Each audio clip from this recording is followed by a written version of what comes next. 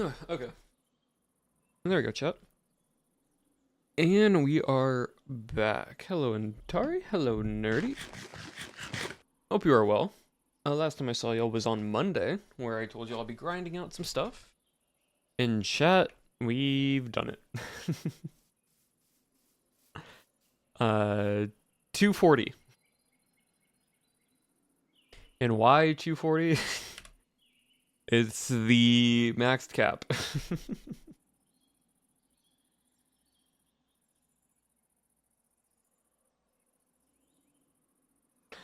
Max cap for all level, and I can't go any higher than that.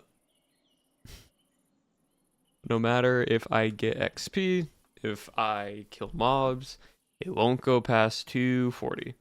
Which honestly, thank gosh it does that. Also, when do you think for the 15 consecutive stream streak? I appreciate it. So yeah. Basically, we've completed the entire leveling chart on that now, which is sweet. I'm just gonna dump stuff in here. But because of that, we got more withers to kill. Someone help me. Oh my gosh. It's not even like, genuinely, it was just me vibing. It was just me at the wither farm, like wither skeleton farm grinding. That's all there was. You know, you don't have to. I mean, yeah, I don't have to. But it's a chill stream and we're not really doing anything else today. We're just vibing. So the only thing I can get at this point is just waiting for the events to happen on the server and or getting a ribbon cleaver. One of those two. Or trying to get runic tablets for this thing.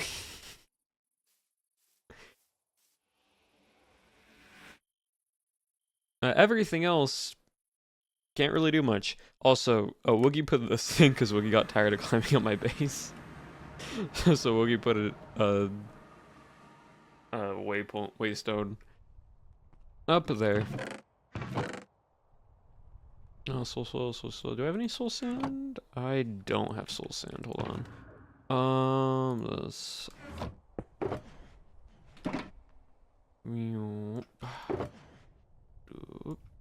There we go.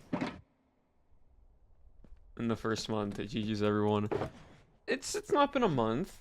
It's been about, what, when did we start? Like the 12th? No, it's probably been like 2.5 weeks, give or take.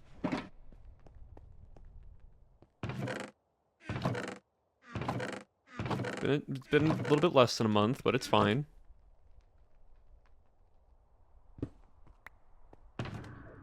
Oh, we also made this the other day off stream. It's called an ender pouch. Basically, it's like a bag of holding. I just need to right click it, and it's like it gives me my ender chest. Oh, I got more wither skulls in there. Sweet. So yeah.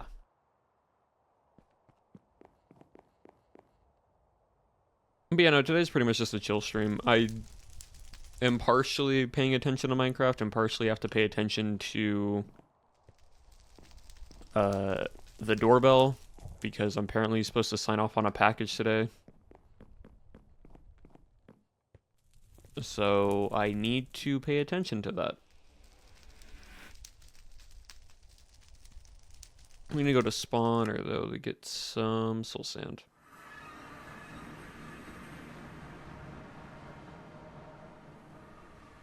Bup. Come right over here.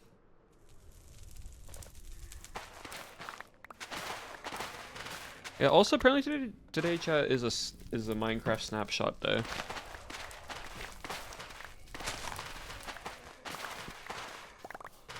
We're playing with a new snapshot that has come out into Minecraft.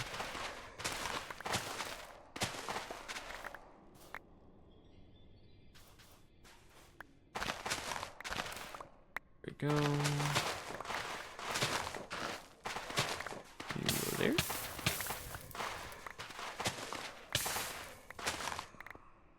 But yeah, what is it? In a few days' time, though, we're gonna do something a bit different than Minestria. We're gonna be going to a new SMP to vibe for a little bit. You're gonna get a little bit of a change of pace, chat. That's in a few days. Snapshot article's up? Okay, I can pull it up and we can like read off of it. Minecraft snapshot article.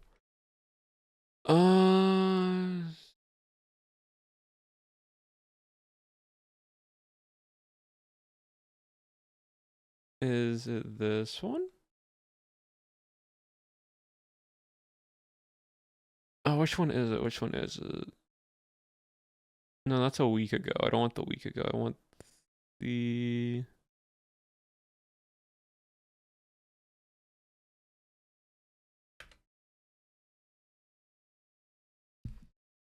snapshot, W... Yeah, W504.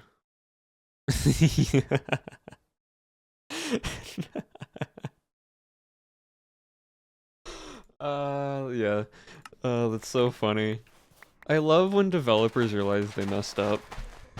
Because the first sentence is, it's time for another snapshot. To kick things off, we're reverting the fixes for MC 271065 and MC 152728, which were, the diagonal movement changed. So diagonal movement is not normalized when crouching or using certain items. So they fixed that because it was broken for all movement players in like parkour, and it would just make everything broken. They tried fixing something that was basically in the game for the longest of time, and then it just became a feature to everybody, and they now decided to fix it. And everyone hated that, so they fixed it. So they now did that. And then the other one, the players continue sprinting and performing actions that slow them down. Developer notes, after consideration, we have decided to revert both bug fixes. While we want to revisit these mechanics in the future, it's clear that these recent fixes alone didn't quite hit the mark and caused too many negative side effects for parkour, speed bridging, and movement in general. You think? You think that was? It's so funny. Like, good on them for at least fixing the change, right? Like, reverting the change. They could have just been like, nope, we're keeping it. But they've actually listened to the player base, and we're like, yeah, maybe we shouldn't do this.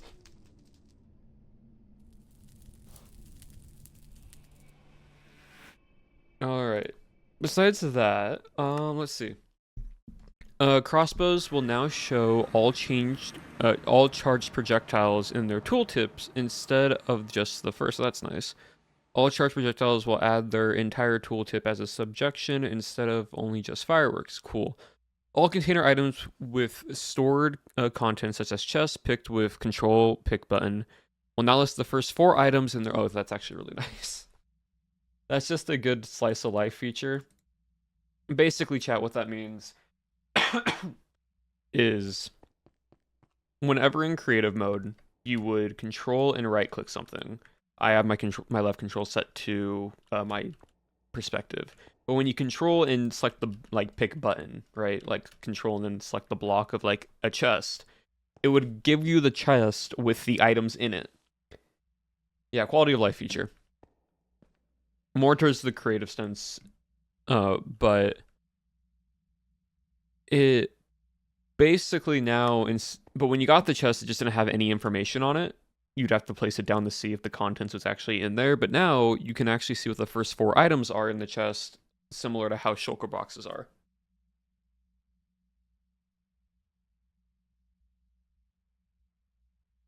Which is very nice. Okay, hold on, let me... So that's a good little improvement. Let's see, technical changes. Data pack version is now 64. Resource pack version is now 49.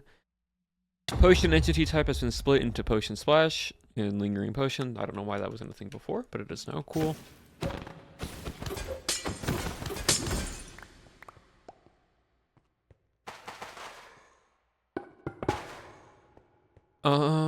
see. Trim pattern and trim material items are no longer specific to the trim registration. Field background change the variety degree. Oh, cat and frog variants are now data driven. Added uniform ones to define the variation section rules. Oh, that's cool.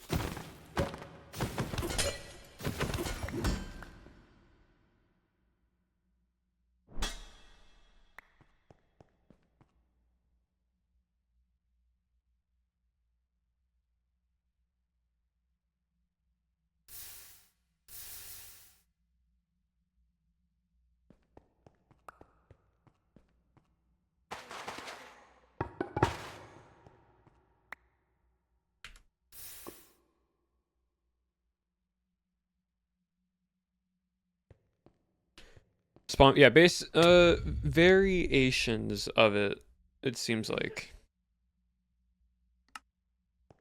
Tags, entity tags. Added the tag can wear horse armor entity that can hold horse armor in the body slot. Damage type tags renamed to bypass shields to bypass blocking. Okay, and then cat variant, remove default spawn and full moon spawns. Okay. So again, variation stuff. Very subtle stuff, but very nice for developers. We like to see that.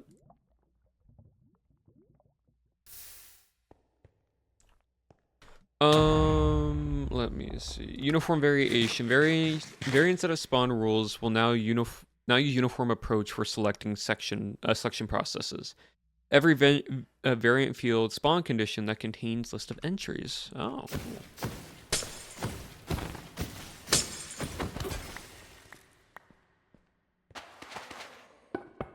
Can I please just get ribbon cleaver? Like that's all I want.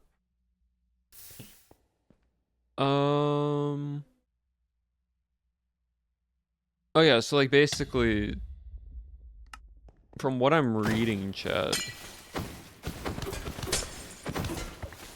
it's like different spawn variants. Like for entry format, so there's prior, condition, and then type, see types below. So you do these variations.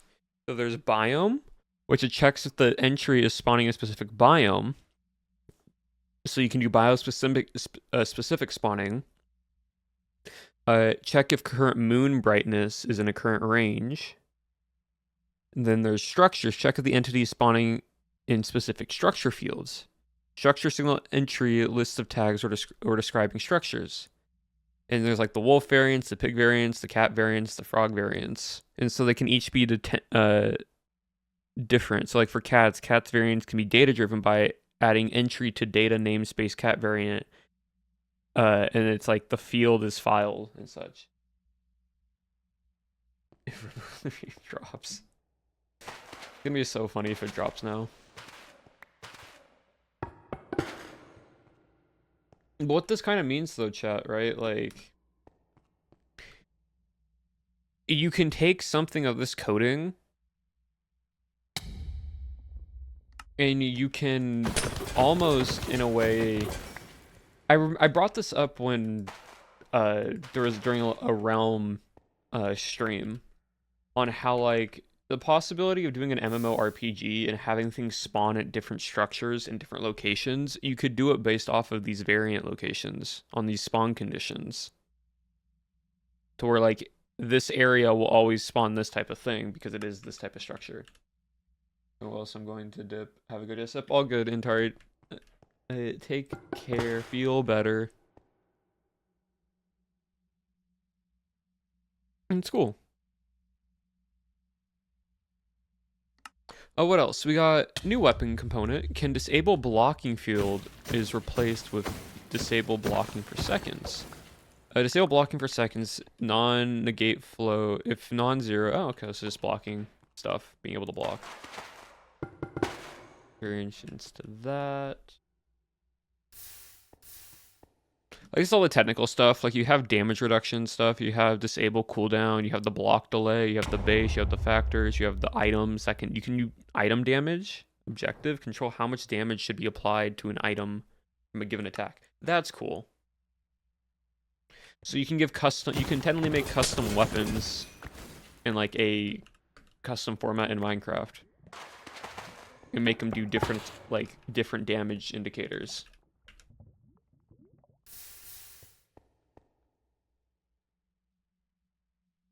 New break sounds, new pattern components, trim stuff, entity components, tooltip displays, and then hidden additional tooltips. Different types of recipes. Ooh, oh. What's this? Loot functions. Toggle and sort of loot. Never mind, there was something different. Dang. Honestly, everything's like all of this. The only like in-game stuff that really affects Minecraft in this snapshot was the reverting of things, and then everything else is like internal. Ooh, bug fixes.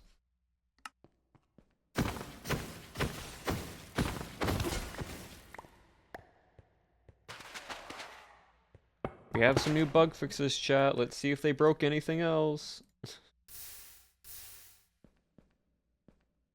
Alright, first bug fix. The sound of blocking of a shield is only hearable by other players, not the person blocking. Okay, cool. Bubble columns have the opposite effect on wind charges. Wait, what? So instead of wind charges being shot upwards, they get pulled downwards? I didn't know that was a thing. Huh. Interesting.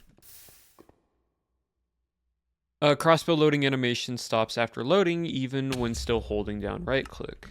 Okay, yeah, no, that's fair.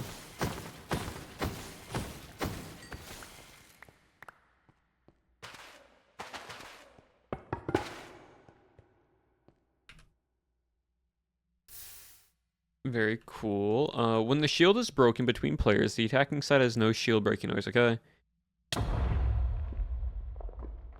Oh, decorated pot shard. Whoever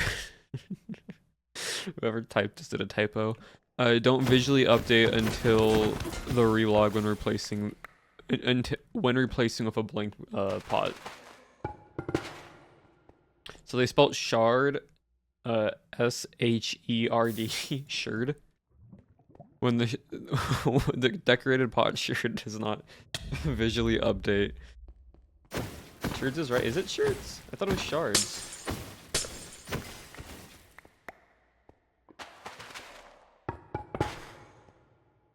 Is it called a yep, sure. That's so interesting. I didn't know that. Huh. And I didn't know. Interesting. You learn something new every day.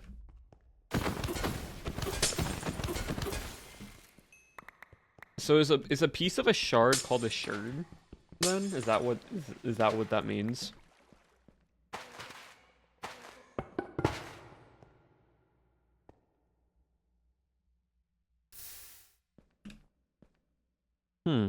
Anyways.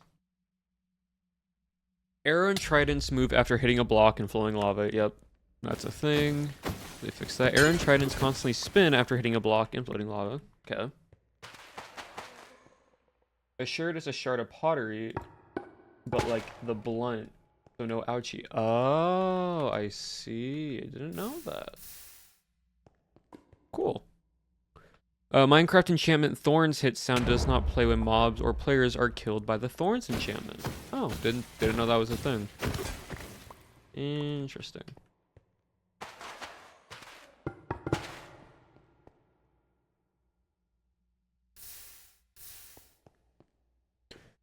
All right. Players jitter and land slightly too high up when landed on powdered snow while wearing leather boots. Okay, so just a variation of effect. Cool, good to know.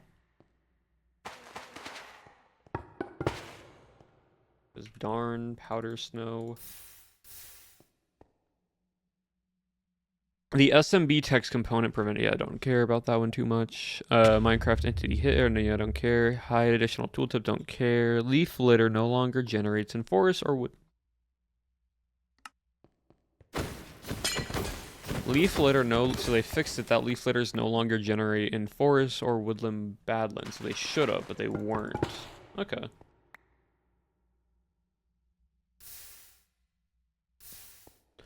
String display, I don't care. Unexpected occur, okay. Command block, command block, command block. Axolotl variants are no longer saved when bucketing. Oh, that would have been bad. Get a rare axolotl and then the variant doesn't save. I'm finally free for 10 minutes. Hello, Itza. Welcome on in.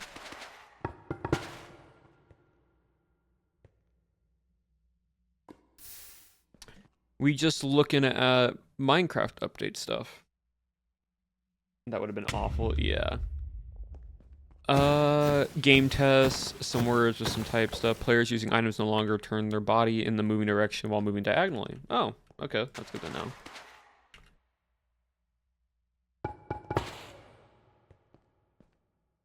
Players using items, no, yep. Some piston operations don't send to neighbor updates, yep. Toggle full screen with F11 does not visually update the full screen option in the video setting menu. Thank you. That one was annoying because I've dealt with that one before. Basically, when you go full screen or full screen borderless, chat, it would sometimes not actually update the, like, visual quality scenes and, like, the standard Minecraft stuff. Had a long morning. That's fair.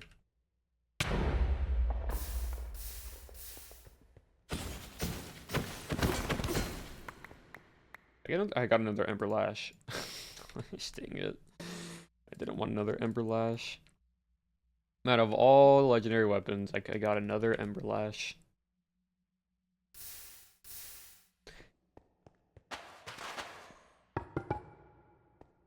That's not where that goes. And that's about does it. Everything else is just... just other, like, bug fix stuff into the conflict of the game.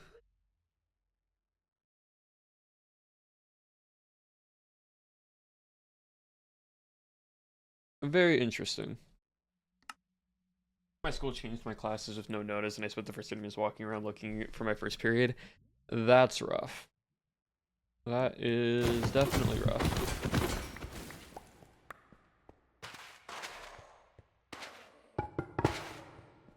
Two sword chances to get Ember Lash. Oh, don't worry. I've gotten... I've gotten... Which one is it? Not Molnir. Where is it? This one. I've gotten Soul Keeper 3 times now.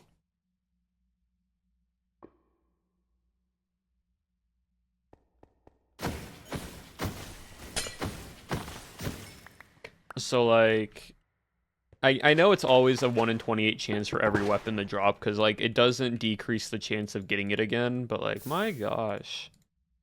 Let me have some peace, please. Surely drops today? I mean, maybe. I'm not farming any more withers after this. Not for a long time, at least. Oh, look, it's Shep.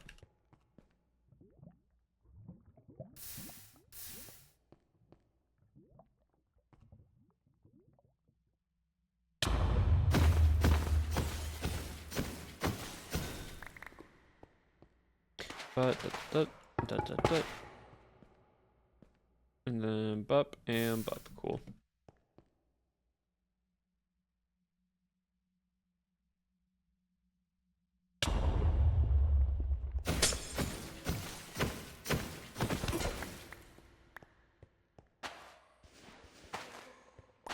Bup, bup, bup. I heard a wild Shep. I can hear the echoes.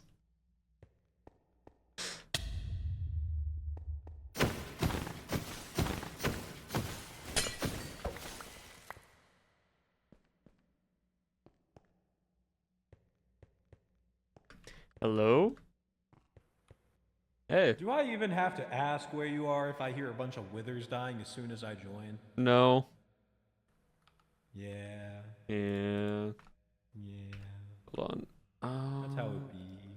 Give me 1 second. Don't know why, but all my volumes got changed in like. Yeah, my mic is quiet because I keep my mic like 20 feet away from me when I'm doing things. Oh no, you're good. It's like just in general, like everyone was quiet when I relogged it. So like all my voice settings got reset for some reason the other day. Yeah. I love that for you. Yeah. Brother. Brother, I'm in my jorts. I'm the jort warrior. The short war. Yeah, here, let me show you the absolute jortness of my jort powers. As I do all this, we'll aggro everything, and it's going to be so awesome when you see this. Yeah. Because it's just going to be this. And then everything starts happening around me. Oh yeah, you forgot. It's the whole cataclysm. It's fine.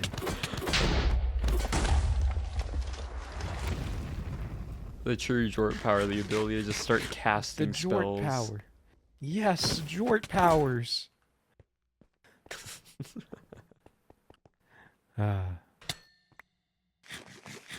It's fine. It's fine. But yeah, It's no, all good. I've maxed How many out. withers are you at? Right now. Let's see the cage. Let's see the cage you got. I'm in freedom because I got nothing better to do. What? Oh wow, look, rings. Yeah. Rings that don't melt because they're netherite. Right. Yeah, Wow. but for some reason the netherite weapons and netherite armor melts. Ones you got. Netherite. Wow. Attack damage, max health. Frost? No way. I'm really tired. Yeah, no. Here, if you want to see every single thing that I've killed in the last few days, for withers. Hang on. Let me. Oh my god. Man. Hold on. There's still a bit more. There's like another half a stack. There you go. Oh my god. Yeah, and I have There's a lot of time on. A lot of time. Yeah. I still have 46 wither skulls in this, and I have another 64 withers I can spawn. Eesh. But I'm maxed out on the level system now. It only goes to 240. It's been a few days. It only came out on Friday. Yeah, I've realized. I'm like, you know, power to you. Yeah. Power to you. Ugh. This is how my brain thinks, right? I'm like, I got to 200. I got to 100. I'm like, okay, I can grind out, like, just going and grind out a few levels each day. And then I'm just grinding with this. I'm like, oh, I'm only 15 away from 50. I can do that with a few hours if I just do other stuff and have it in the background. Get to 50, stop for the day, come back. I'm like, okay, I can do another 50 the other day. I'm like, okay, cool, got to 200.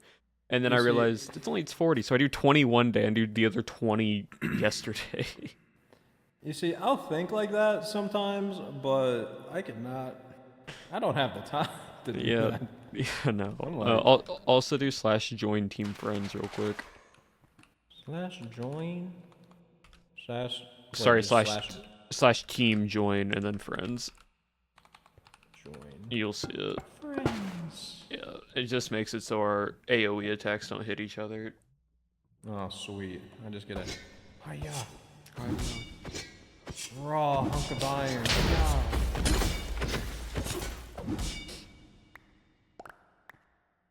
So yeah, I'm just trying to get simply swords. Oh, I don't blame you. What one are we hunting for? Ribbon cleaver. The reason why is because when I wield it, I get 15% less damage while I'm like wielding it. So it just makes it even more tanky. And then the right click, I do a dash attack, and then the damage increases by 95%. Can I see something really stupid? I just want to see a normal netherite sickle. See how fast I can do this. Go for it. Oh, this isn't gonna go fast at all. Well, no, pretty fast. I mean, it was basically only as sharpened as one netherite sickle. I mean, fair. Yeah. I don't know. I'm trying to do a dumb thing where it's like, how many spells can I spew out in And I was like, oh yeah, I'll do a netherite sickle. Because it was like, oh yeah. Because once I get like a few hits in, it starts ramping up real fast. Yeah. No, your build's honestly crazy for the random AoE damage that it does. I pretty much just wanted a build that no one else was gonna do. Oh yeah, 100%.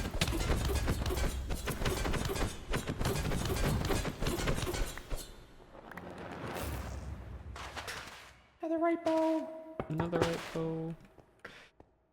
But Here's your yeah, so sword. pretty much just gonna grind these out and probably go explore for a little bit. I don't blame you. How far out have you been now? I think almost 80,000. Hold on, let me check the waystone.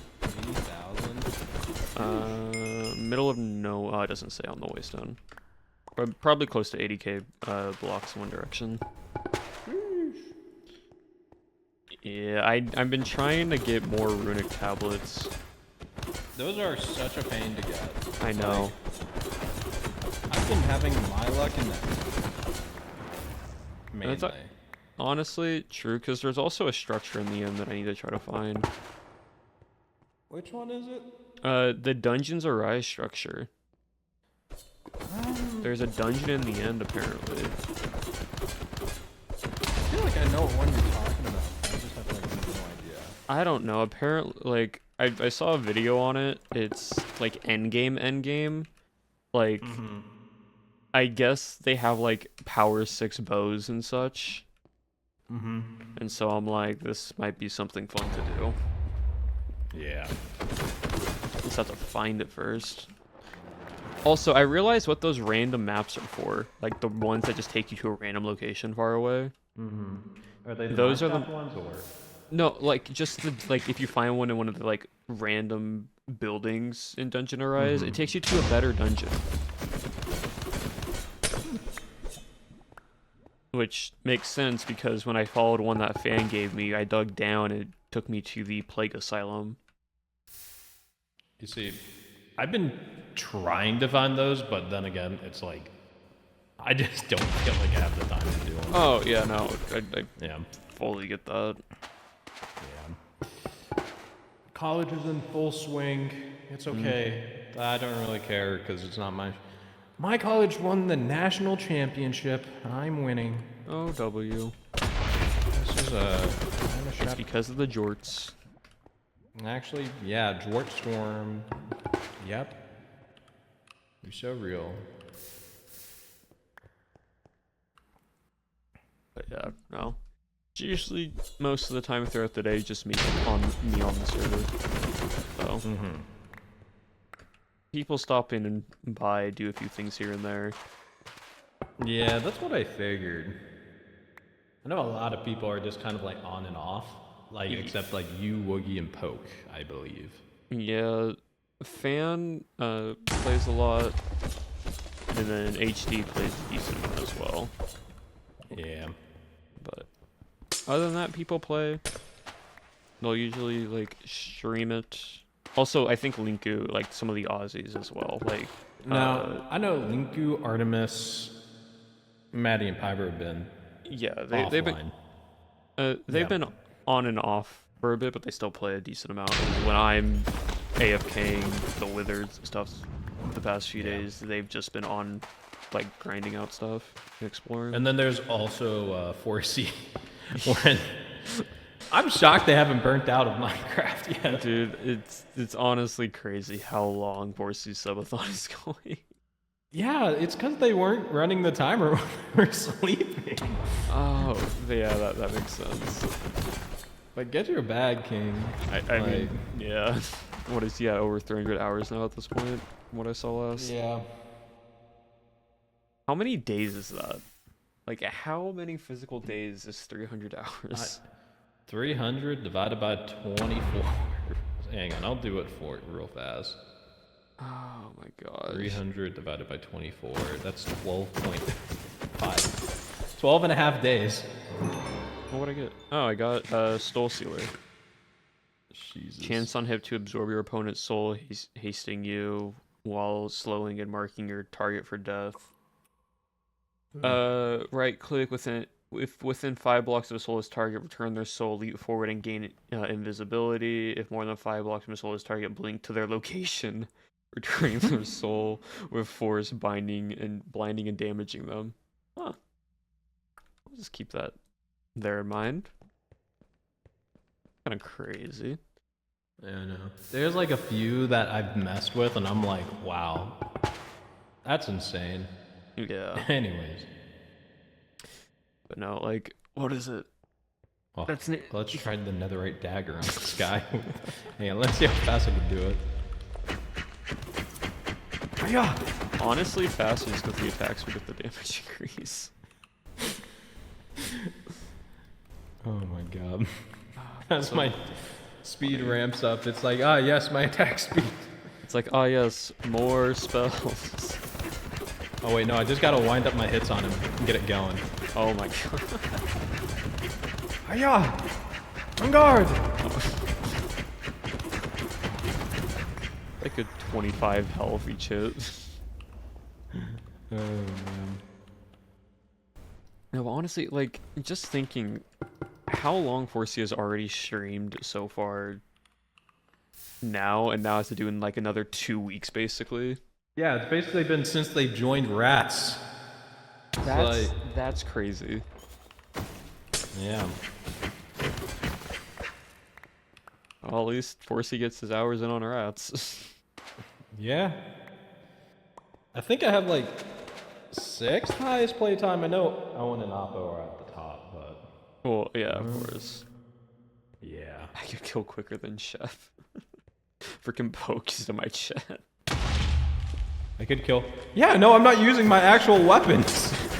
He's using a dagger. I'm using a dagger. Yeah, let's see if I can wind up on this thing real fast.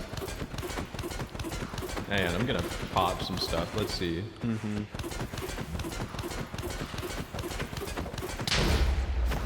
There it goes. There it goes. Yeah. Definitely faster than the dagger. If I want, I could use the sword of Freya too. That's overkill. I'm not doing that.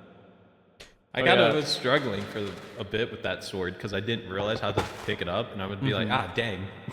I can't, because once it's out, you can't remember the key it is to re-summon it, so you're kind of like, hang on, let's see.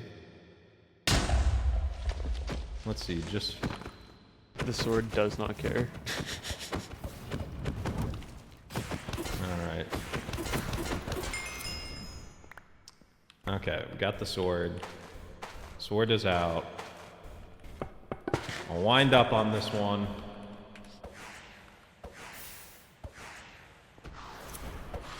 Yeah, by the way, Poke, I possibly have a I don't trade think offer my for you ability is next going time to you're be on up the in server. time. No, it's fine. No.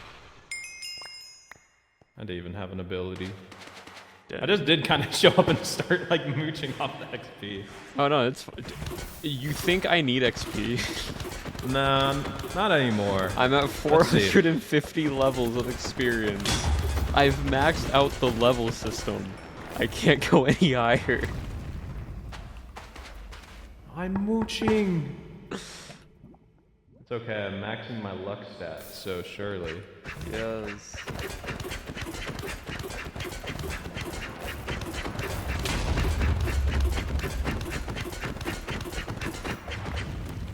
I wonder if I actually enchanted this thing. Like, what would happen? I'll, like... Actually, wait, no, I got a better You got a sickle. better dagger.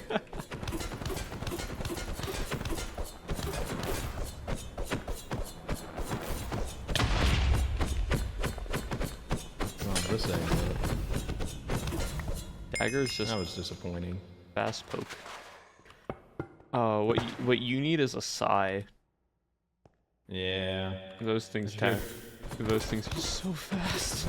Attack speed.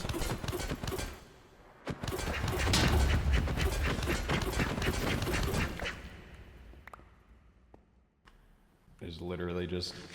Yep. Here's another dagger. Oh my god, is this one better? Energized knockback 1.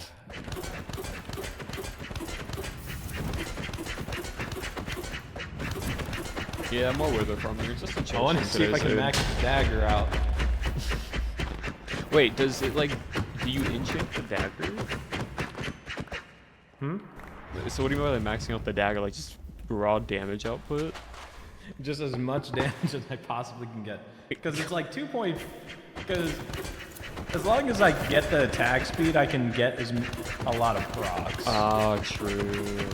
Because I'm technically just need a proc.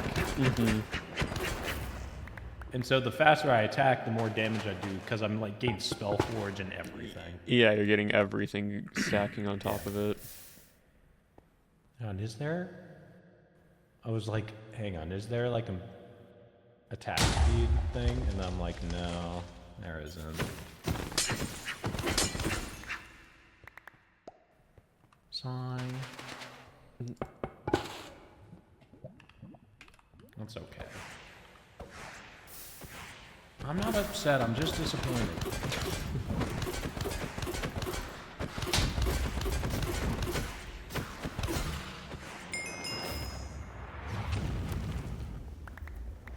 Yeah, there we go. Oh. La la la la la. Here we go. But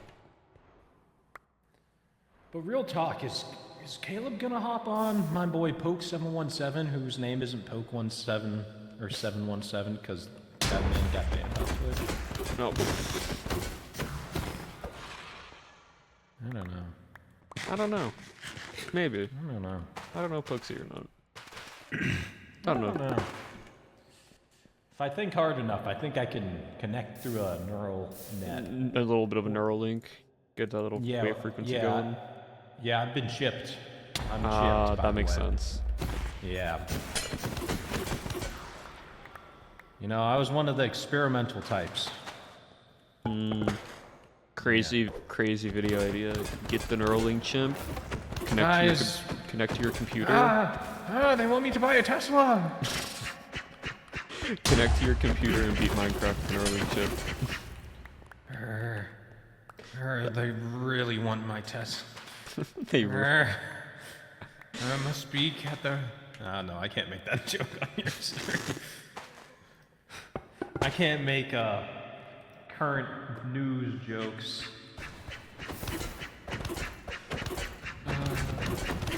I'll make it later. Oh, man. I gotta be respectful of other people's areas. Other people's family friendliness. PG Yes. You gotta keep that in mind. I ain't one of them naysayers on the realm. I'm just fucking around. I hope people know. Oh, yeah, I know. I hope people. I know everyone knows. It's a joke. It's a joke, Chad. It's a joke. Guys, I'm joking. Hashtag jokes. /J. Two netherite shields. Two. Does that one even give? Plus 4 health and plus 1 armor defense. Armor toughness. Yeah. So have you maxed out like every like thing you can level up, like the health? In strength, levels, yeah, ability? it's up to 240. Oh. And how about the jobs? Not job. The only job I have leveled is warrior. And it is just to kill mobs, just to get extra experience. And and it's just general experience. It's not even to like actual experience. Right now I'm thinking I just level up. I think this is the only way I can get the dagger stronger without putting strength on it. It's just, well... Oh yeah, make it leveling up the slightly damage better. roll. Because of nothing in my hand, I'm at 5 attack right now. So... Yeah.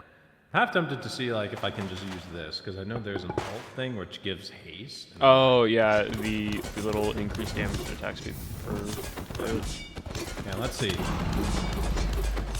I'm curious. Oh, this thing dookie! Yeah. I love experimenting with weapons. Ah, yes. The Yes. hunk of raw iron is actually not as great as I thought. I mean, it's made up from like what, 6 iron blocks and a stick. That's fantastic.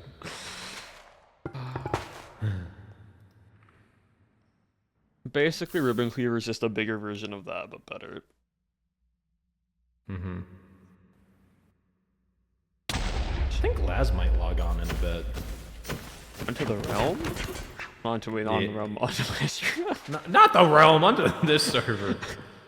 Yes, they added full M to the server, guys. He has been added. Wait, no, but honestly, Speedrunners are taking over. Laz on the realm would probably be one of the funniest things. I feel like it would work out. It would work out, but it would be generally one of the funniest things.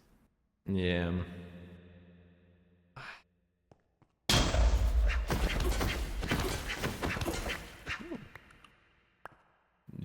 Oh, another dagger. Is this one better? Ooh, sharpness 2. Oh my god. We got upgrades, people. Upgrades, people, upgrades. Yeah. If I just start doing my stats homework right here. You can if you want. Through the portal? No, I cannot. Oh.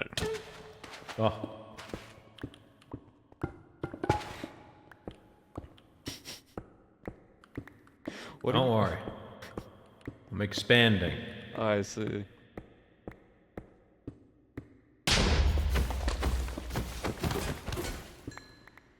So don't you let it linger.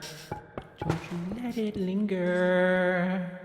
Are you making a bedroom for yourself? I'm such a fool for you. Well, why don't you let it linger? Manfully doing interior design by making a whole new bedroom. No. Abolish. I'm gonna keep it a $1.50 with you. I do not have a building bone in my body, because it's either I'm building stuff for POW, or I'm building something else for another server. Yep. And then I'm like, man, I do not want to build anything on Yep. servers. No, but I So I get live that. in a hole. I just dig a hole and I'm like, I'm honestly living fair. lifeless. The life of a pro builder. Man, I don't want to build no more. I don't want to build for myself. I can only build for others. I can't build for myself no more. That's why I don't play hardcore. I have no motivation to do mega builds. That is so sad and crazy. Don't worry, soon. I'll have... Actually, no, I kind of have the motivation for the line to do a mega build. Because I haven't built anything for the server, so I'm like, yes, I can do a mega build here. Yes. And I'm going to burn myself out on building. Yes. During that build. And I know Yeah. I am. This is the life of the builder, guys. Man, I don't have no time in the morning. I'm busy. I think hardcore mega build, the thing that's annoying is having to get everything. Mm-hmm. So you're kind of like, man, I need a gazillion dark prismarine. Oh, yeah. What do I have to get? I gotta build a whole prismarine farm. I need a squid farm too. Yep. Actually, I don't want to do this no more. It's too much effort. Squid farm gotta drain out an entire river in the middle of just a landlocked area. Laz. Laz, my whatever number favorite white man sending kisses through the mind waves.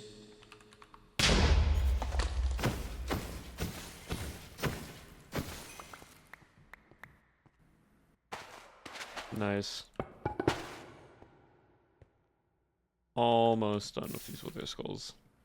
Hang on, I can bug him. And I gotta go bug Laz for a sec. Yeah, go for it.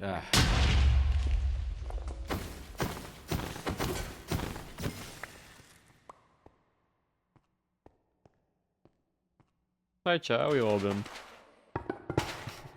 We got a surprise guest appearance by Shep, but honestly, I'm fine with it. I vibe with it.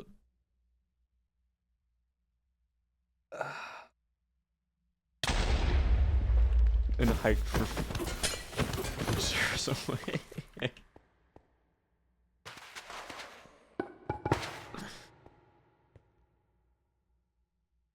Yeah, no. But like, real talk though, right? A little bit of real talk. It is kind of crazy that like you have servers like these. And I was thinking about this like yesterday. When I was playing on this server, people would stop on by, play for a little bit, then hop off, right? They do their little bit of thing, they stream it for a bit, they hop off. And I'm like, where's just playing the game off stream? Where's like doing like playing Minecraft when you're not making content? You're just like grinding for stuff. Cause like you don't always want to grind for stuff, you know? You don't want to like I don't want to grind out levels on stream with all y'all, because literally it would just be me just at a wither farm talking to y'all. Like not like nothing. Oh, we got another Leviathan. Cool. Putting that away. Uh,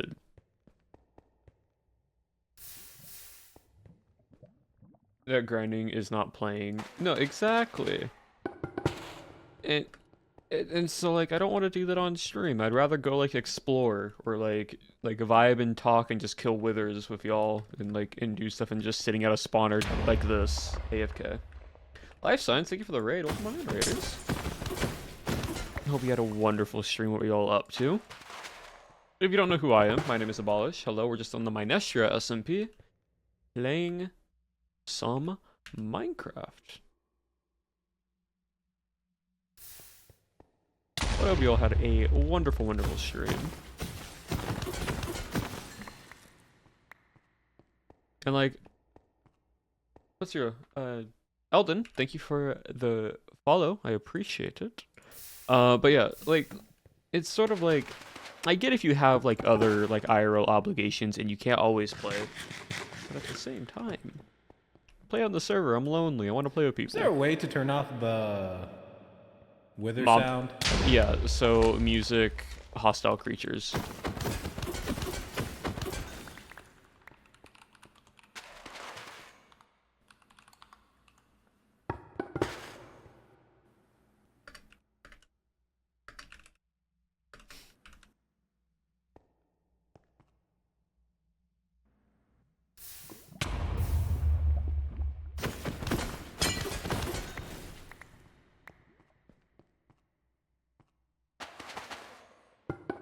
But yeah, like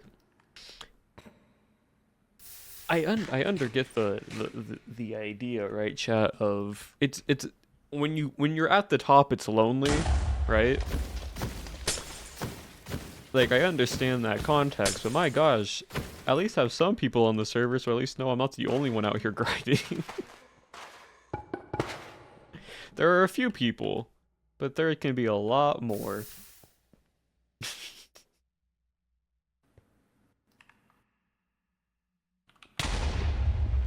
Ah, yes, a waystone.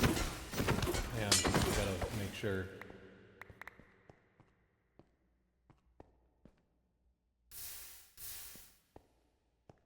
It's not really ego.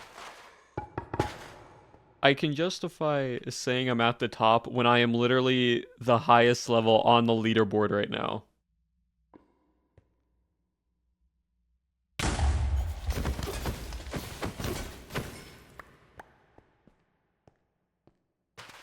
I'm not saying I'm the strongest. I'm saying like uh statistically I have the highest stats right now. And I want more people to be at my level of grind stuff. Please. Oh, the waystone has been moved.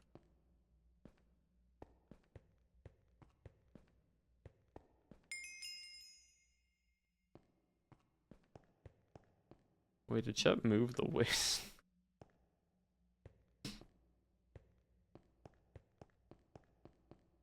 Oh wait, no, it's right here. Is that just another block area that I saw? Oh, it is, huh? I'm not saying it's just fact. Yeah, like I'm not trying to have an ego. I'm just literally stating the facts.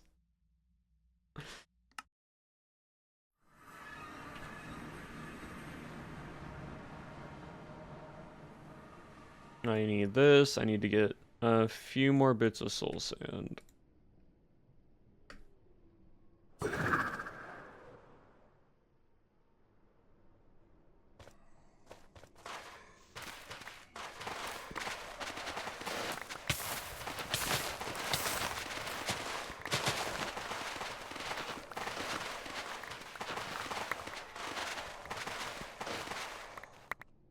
Doing the one thing that no one has been able to do in all the servers. Okay. Little rude. Little rude. Not gonna lie, little rude.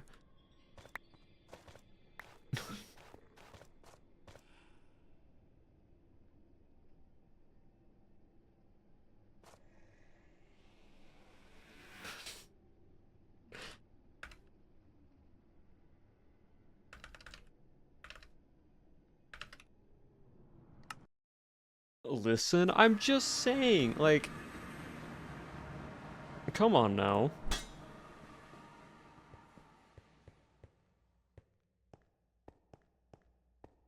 If Woogie can kill me, great, awesome. I wasn't trying to be like this type of character in this world. I was trying to be quote unquote the strongest in a story sense, right?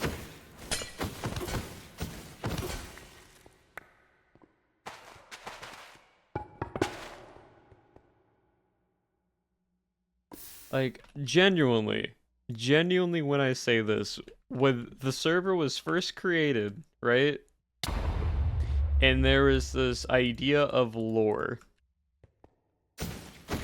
My thought was it would be really cool to have this underdog story where the person with no magic can rise up to be on equal level and or even somewhat stronger than some and or even to like an equal footing with no magic.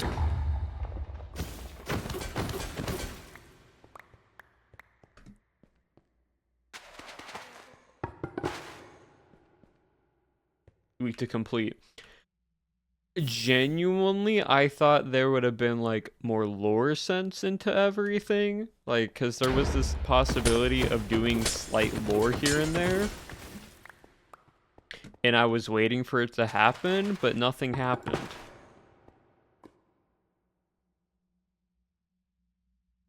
To tackle the power, to tackle arc, to tackle two power creeping problem. Like, I wasn't like, oh, not the bees. Oh, I got the bee staff. 5 heart. Release an angry bee on a hit that stings your target before disappearing. This effect can only occur once every 3 seconds.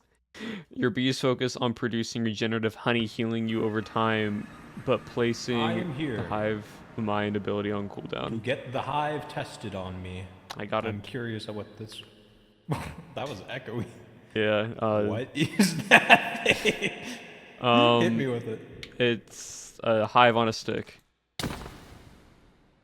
So does it spawn bees or something? So release an angry bee on a hit that stings your target before disappearing. This effect only occurs once every 3 seconds. That's actually kind of fun. And then apparently also I right click and it lets me regenerate. Gives me regen. Regen 2 for 20 seconds is crazy. I'm a bee.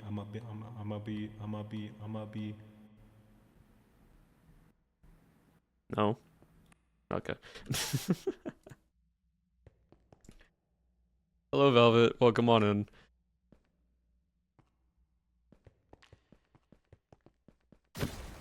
So where's the bee? It says every 3 seconds a bee spawns and... Oh, there's the bee. Oh, then it stings them. Yeah, it's just a random bee.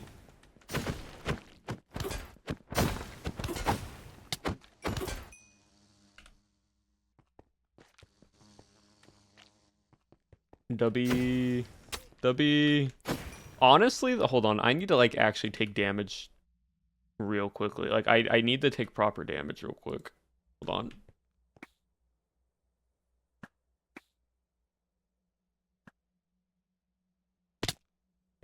Okay, that was not enough. What I missed, I just got a hive on a stick. Okay, nope, need more damage. Come on.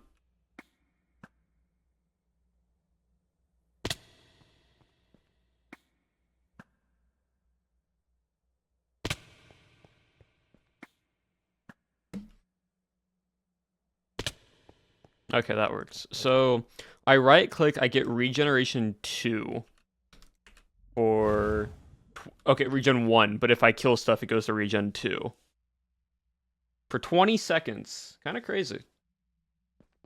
Just like that with this procs it up to even a higher amount. That's actually kind of nice. So it's nothing crazy. It's not like crazy regen, but it's nice. It does have a slow attack speed though. And a bee spawns every once in 3 seconds if something doesn't die as soon as it happens. But yeah, regen 2 for 2 seconds if I stack it on with the killing stuff that I have. Cool. Cool little weapon. Oh, and it also has empty netherite socket. Alright, any of these have any sockets? Oh, this one has the nether and rune one.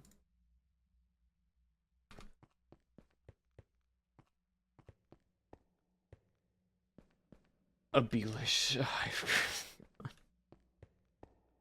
Shep. Yeah, basically that's it. We're just vibing today. We're not really doing much. Oh yeah, chat.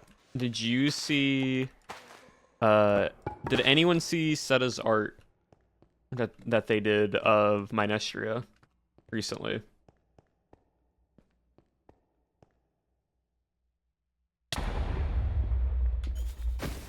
I have not gotten Ribbon Cleaver yet, nope. I have not. Oh, hold on, chat. Y'all need to see this. Like, it's insane art.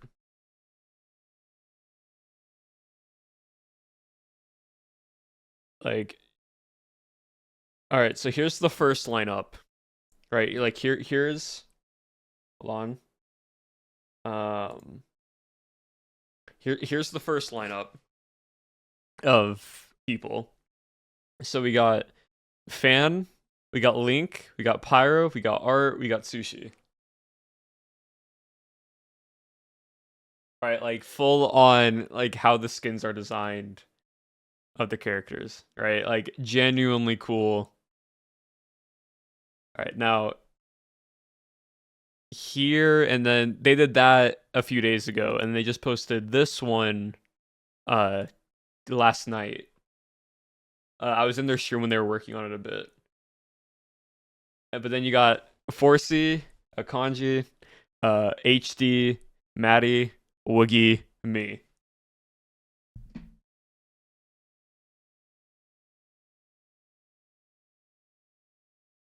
So for context and clarity wise, said I didn't know which one was my main skin and which one wasn't, so they just used my main skin for this design. They didn't use the Minestria skin that I have. But like these skins are crazy. Like the art style of this is crazy.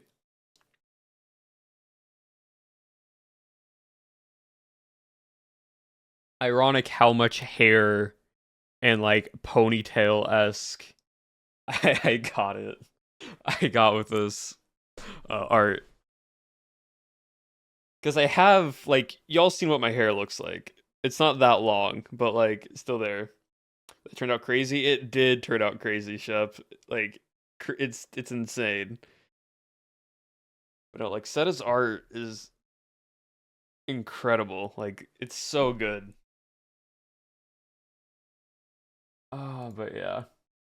Like, crazy cool.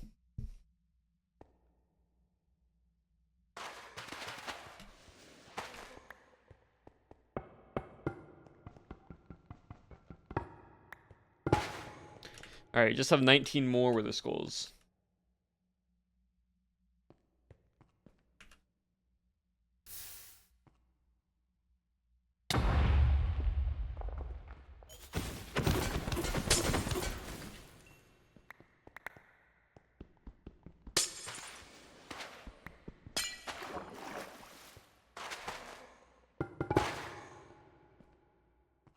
Ah, like it's nice we're getting different legendary weapons, but surely you'll get the thing today in this batch of skulls. I mean, the only new weapon I've gotten so far that is not a repeat are Soul Stealer and Hive Heart.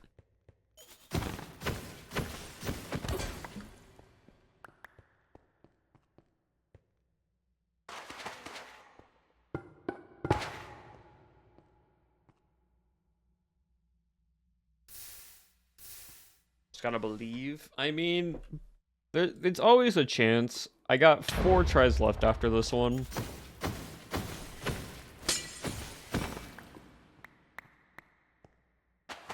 So we will see.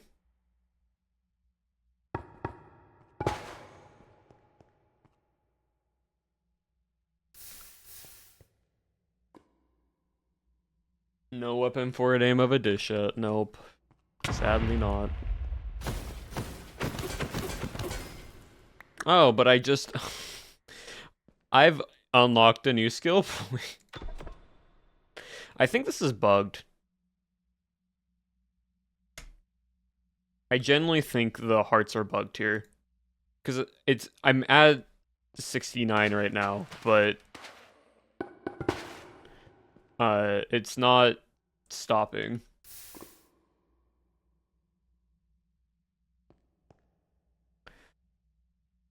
Cuz hold on, we'll actually do the math once I get these last batch of skulls done.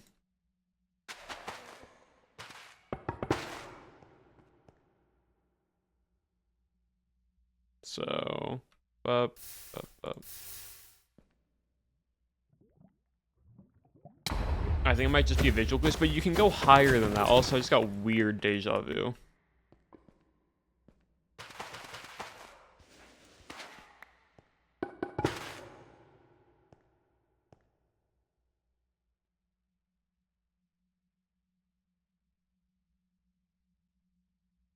But, like, genuinely, I do think it is a weird visual bug.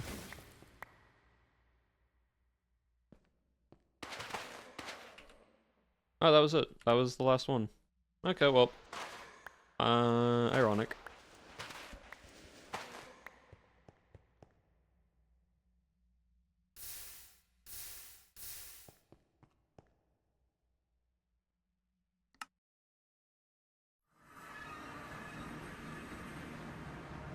Alright, I'm gonna be right back, chat. I just need to check if my front door, if they did drop the package off and just never ring the doorbell. BRB.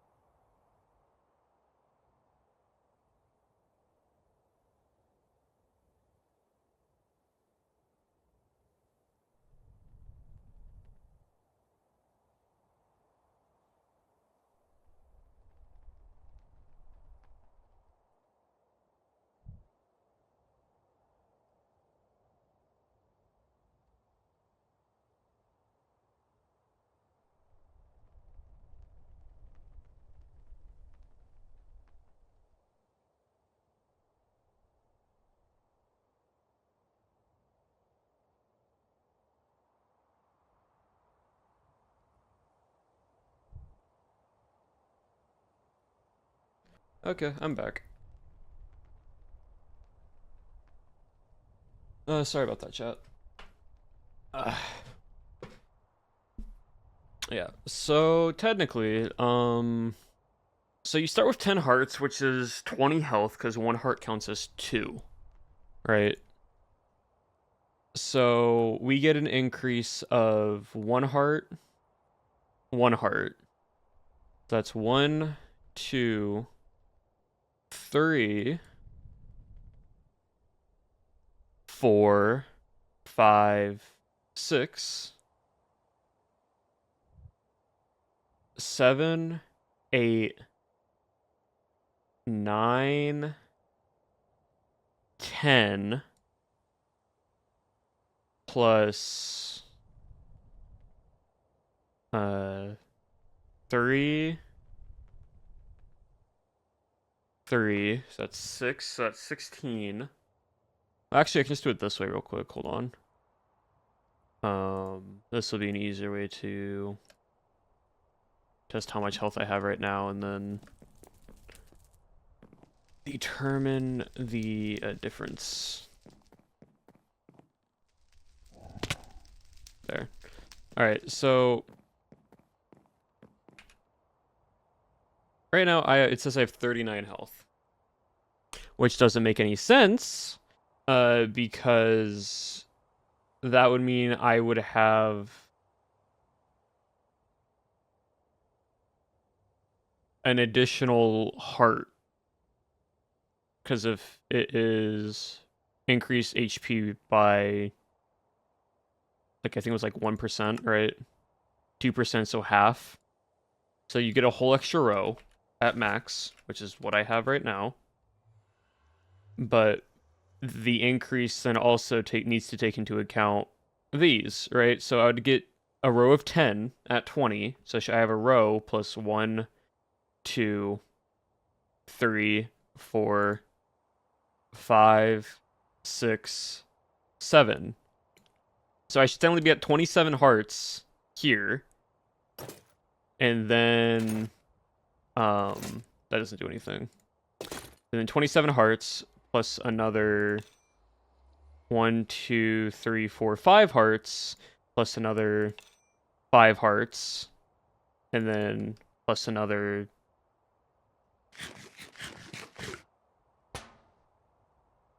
5 hearts. I'm missing 1, 2, like I'm missing 7 hearts.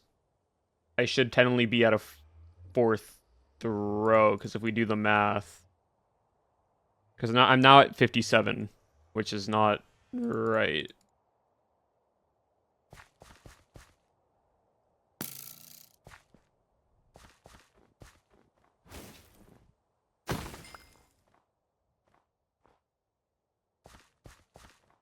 So I don't really know why. You know? Because I should be over 35 hearts.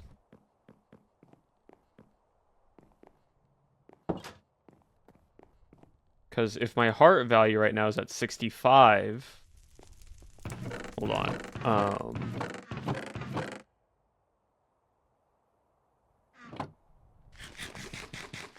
If I'm constantly at 65.5 minus the 3, I'm at 69, but I'm increasing my health value each time. So I should get a whole additional 10. So that's 10 plus the other like 5 that I'm getting, right? So 5. So 5 or 6 max health. So like I need to ask Poke about it. Just because I think something might be bugged with the stuff.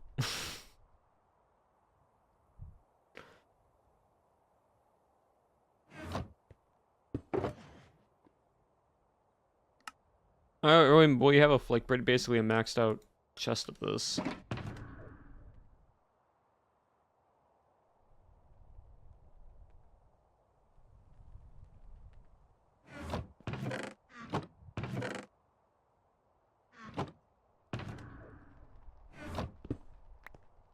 So I don't really know.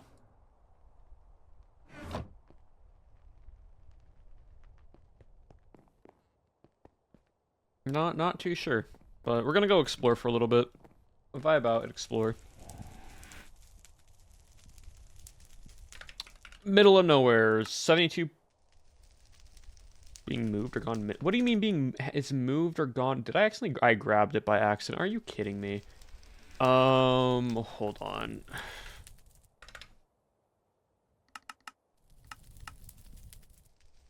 At least I have this one. Oh wait, that's why, because I stopped at this one. This is the farthest location that I have at the point. If you want to know where that is, we're here. We're in a savannah village. You want to be like, oh, how far are you?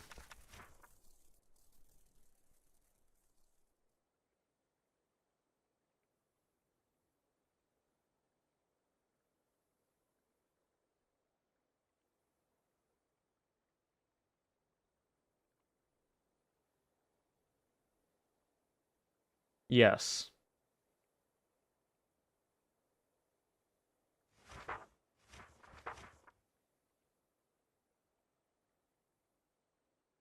Right around here.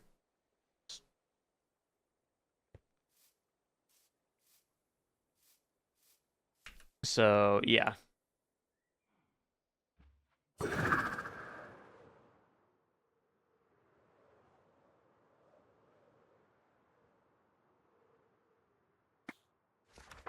Not right direction. Where's the right direction? Is this direction? Is this direction?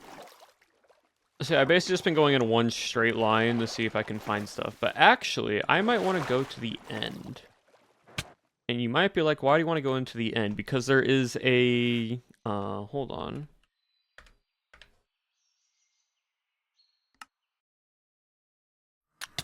There is a...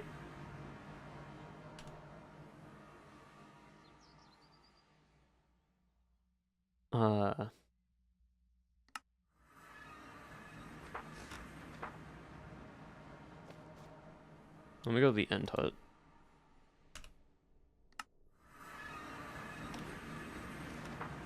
Yeah, there is a type of structure in the end, and I want to see if I can find it.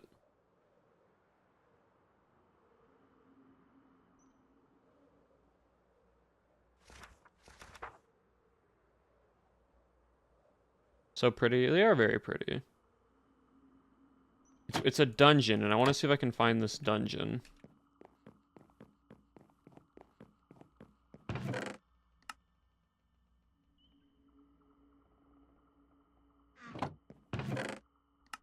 Don't need any of that. Also, the only thing I'm going to be collecting is full ingots of Aderium and any simply swords that I come across.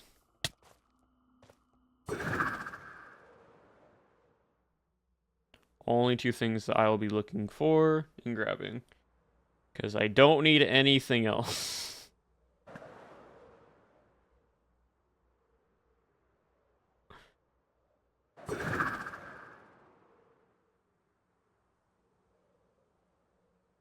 We're just gonna have to get lucky to see if we can find one or not.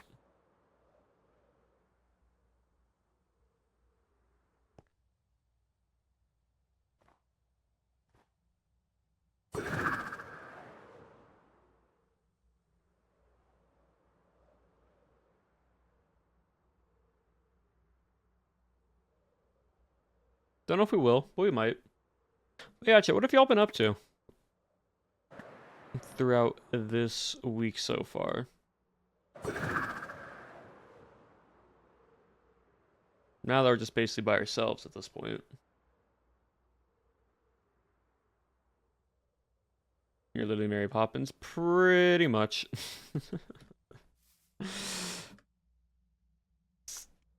My only way of transportation.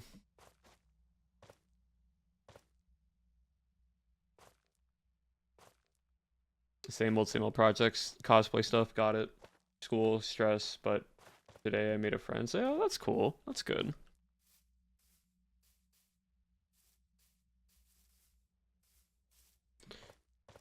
Yeah, I'm trying to see.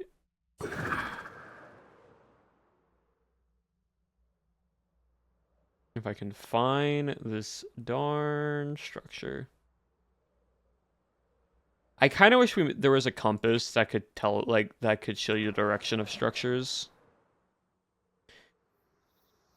Improved gear in Fallout, struggling to get all the puzzles of Majora Mac figure out and listen to D&D podcasts. That's always fun.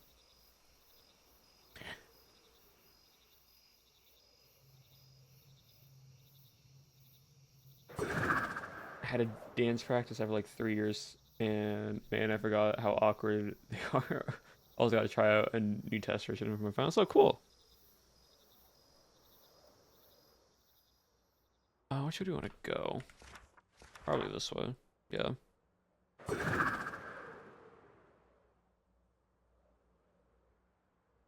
Like,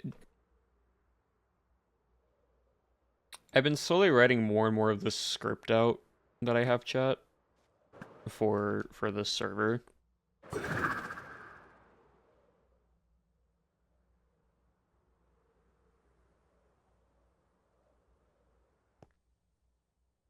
How to use a giant snowplow this week, so that was actually something. Oh, that's nice. Giant snowplow. Script, yeah. Basic. It's basically just the video of how I was able to do all this in 1 week, right? Like explaining the behind the scenes and all the stuff that I did within a week of the server, right? Um, so I have that, and then it kind of got me thinking, right, chat? And I was and I was like talking a little bit about this, but like Minecraft SMPs in like the nicest way possible, like saying it, or like the most clickbaity title is like they're quote unquote dying, like newer SMPs are dying way too fast.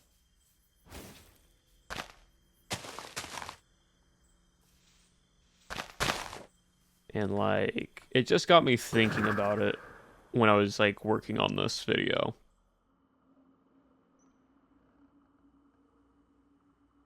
Like you have this new SMP. You have a bunch of creators that um what is the word? You have a bunch of creators that are like excited for this SMP. They get on the server day one, they play it, and then they realize, oh, I actually don't want to do this server. Or they'll play like the first week or so, and then afterwards it sort of dies down about. And like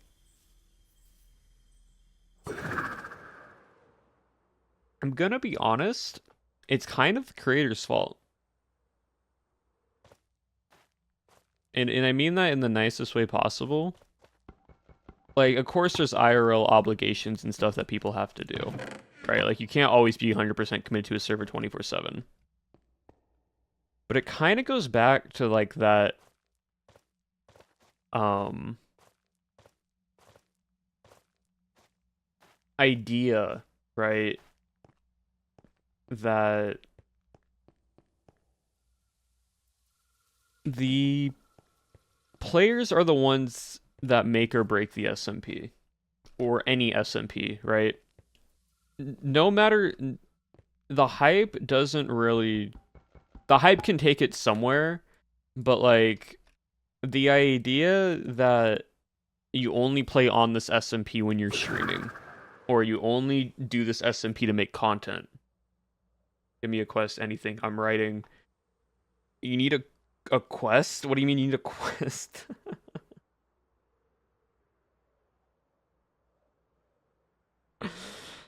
But no, just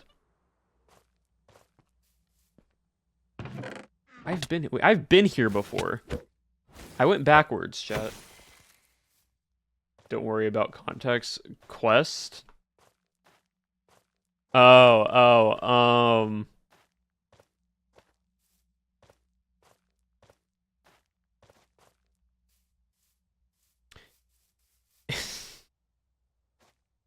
get pull a um Any epic card. There's your quest. I've been here before. Done. Wait, like that's already been done? Or are you...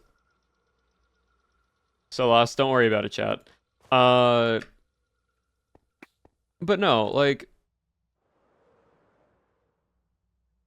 Just made it. Ah, I see. Yeah. No, that could definitely be a quest. If you want to do a quest where you have to pull each card rarity X amount of times.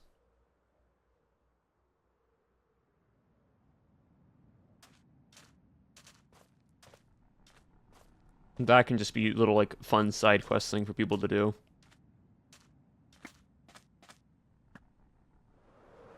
But no, like...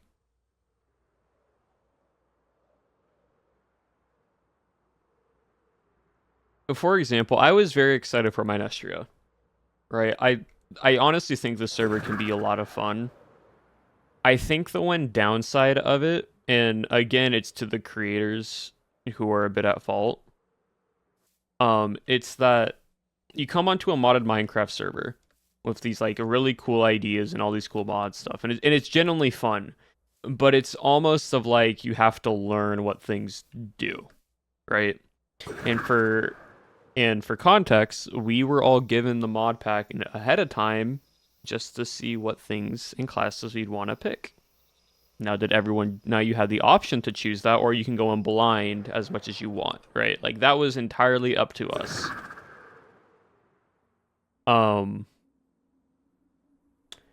But I think some people just were like overwhelmed because they didn't know what to do with it, and they just stopped playing afterwards because they didn't really know what to do. And like, fair enough, it's not straightforward, or like just modded Minecraft just might not be your thing, right?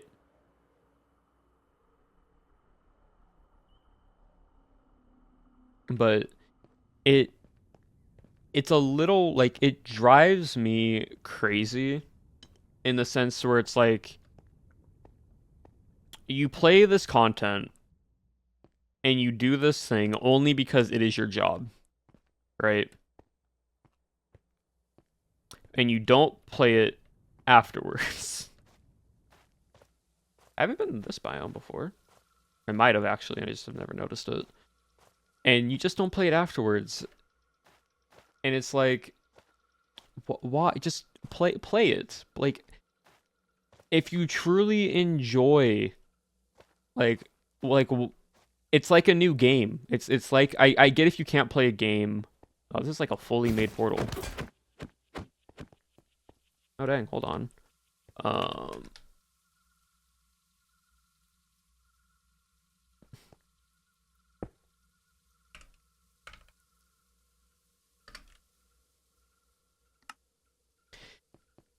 It's like when you get a new game, right? And you're super excited to play the game. And and you play it so much to the point where you're like, oh my gosh, I've been playing this game for X amount of time, I didn't realize it. And then you stop playing it for a little bit and you're like, but I still want to play this game even after you stopped playing it for a bit. Because it just pulls you back in because you want to play it, right?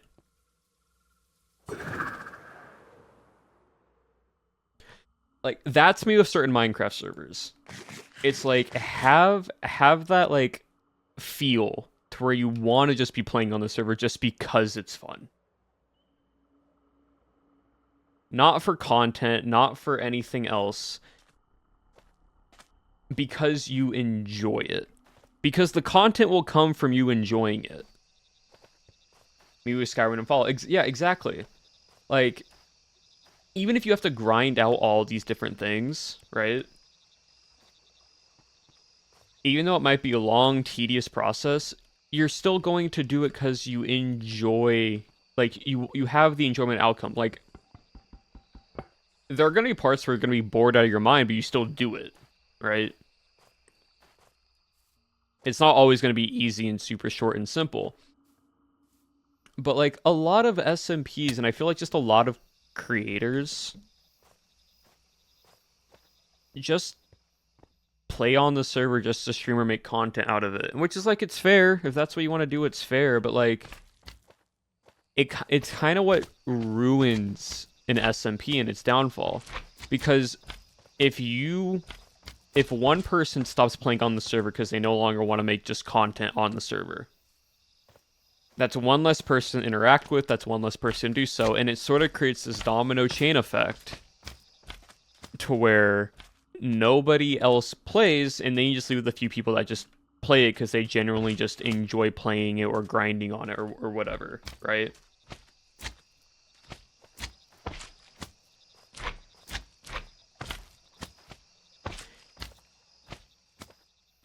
Duckcraft. Well, Duckcraft, not so much. Duckcraft, a lot of people played on Duckcraft. A lot of people played on Duckcraft. Duckcraft just had bad timing with TwitchCon and everything else. Duckcraft's kind of an exception to that rule. Towards the end, yeah, because people left and then, like, people didn't come back on. But Duckcraft lasted for a long time. But it's kind of like, weirdly enough, you know how people have asked the question, like, why am I good at Minecraft? Or like, why can I grind out all this stuff so quickly? Right? Like, y'all have asked that question, like, how do you already have all this stuff? Why do you, like, how are you XYZ good at this thing, right? It's because I just play. It's literally just because I play. Like, even if you don't study stuff, even if you just want to go in blind and try to figuring it out on your own and use, like, the wiki for bare minimum and not study as much as I do when it comes to stuff, I just play. It's like working out. It's like playing a sport. You're not gonna be as good as you are until you actually put in the hours to play it. Is a good way to keep things going. Like, we're boats. Oh yeah, no. Literally, Pirates had such a good progression thing with how boats locked you out from certain areas where you could still grind out and play stuff. And like, quests were like a limited thing per day. And chests were like, didn't restock until 24 hours on the server, right? Like, you had all of that. And I think like progression and like barriers are needed to some degree. But like, genuinely, when people like ask me, oh, why are like XYZ happens, like, how can you do all this stuff already? Or like, why are you so knowledgeable about this? Or like, why do you play? Or how do you know this about Minecraft? It's just because I play. Like, there's nothing more to it. I play and I practice. If you want to get better at PvP, you gotta practice PvP. You're gonna lose a lot, but eventually you're gonna get into the repetition where you want to play again, where you get better. Quickly in games, just play them longer, and that's a perfectly fine way of doing it as well. But you're still playing it. That's the thing, right? Like, I can speedrun and grind out stuff and then still play the game. You have like your ways, Durkon, where you're like, you tend to stop yourself so you can play it longer and have more longevity out of it. There's different play styles to playing a game. There's not one way to play a server or do a Minecraft SMP. But like, the thing that you shouldn't do is just not play at all. I think not playing on the server is like the worst thing to do, because one, it makes it to where you question how people have all this stuff already when you don't put in the effort to do so. And I get IRL things. I get, like, if someone has to do something IRL, I get if people have work, I get whatever, right? But not playing entirely, or just choosing not to play afterwards because you don't find it enjoyable, sure, fine. But this is kind of why the whole thing with servers are a little bit weird, right? Because for example, right, just because you have an X amount of people that say they want to play on the server, will play the server for maybe a week, and if they like it, they'll play it. If not, they'll stop playing it, right? Like, that's how that usually works. Ooh, what's this? Oh, thank you very much.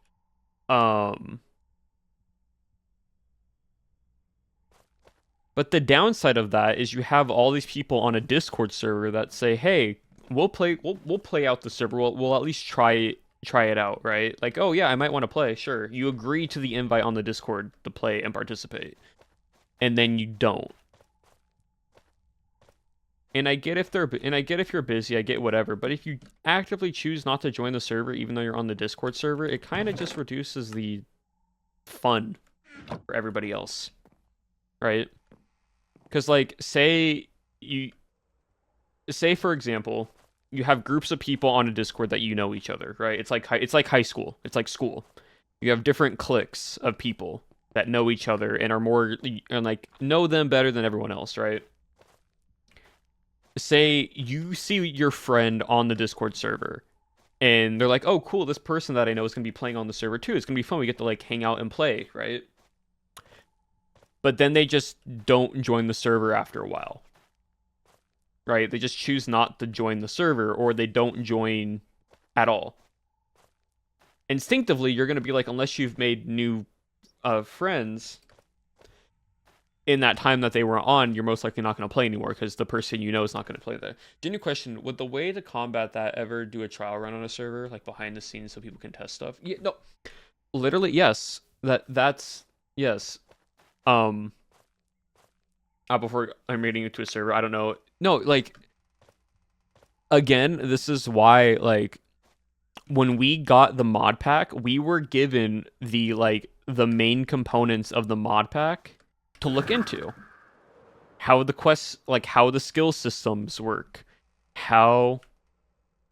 I didn't know those spawn here. How the skills work. How the spells work, what class you want to go into. Like, all of that, you had full ability to use in your time to do so. And you could have chosen to do so or not. Some people did, some people didn't, because they chose that they were going to just play the server entirely blind, which is an entire thing of it, and people still do that. They play the server blind, and then they still have fun with it, because that's how they like to experience Minecraft, right? Which is an 100% acceptable response and something to do.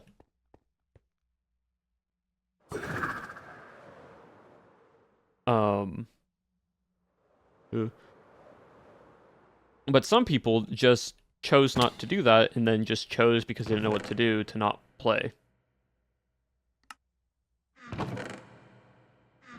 And that's not, and I'm not even talking about Minestria in general, like just in general, like Minecraft, like smaller Minecraft SMP servers.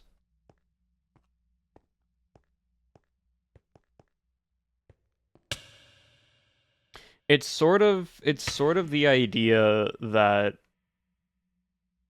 people want the next big SMP. They want to play on the next big SMP, right?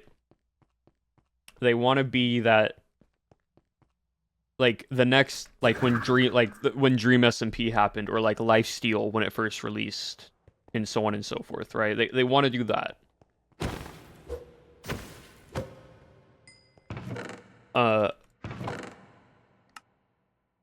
But the caveat to that, right?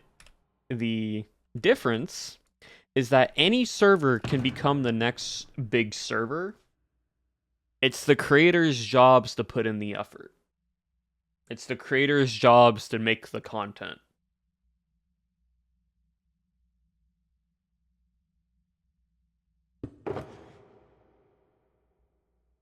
Right? Like, for an SMP to work, you have to have the people who generally want to play on it and commit and not just say to make big content from it. Yes. Because just because you say that you can make content from it doesn't mean that it will make content from it. If that makes sense. If you don't put in the effort, you're not going to get the results. And that's like anything in life. That's like working out. That's like learning a skill. Just because you want to do it doesn't mean it's going to happen if you don't put in the effort and time for it.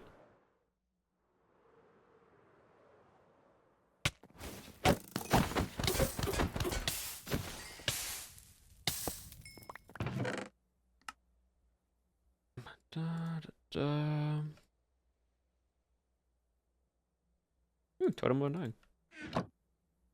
But yeah, like, that's just my thought. I just kind of had the thought the other day because I was like, not a lot of people play the server very often, and like it then just made me realize just even outside of like outside of Minestria, just in general, people just tend not to play on certain servers after a few days, and then they question why the server's not doing well.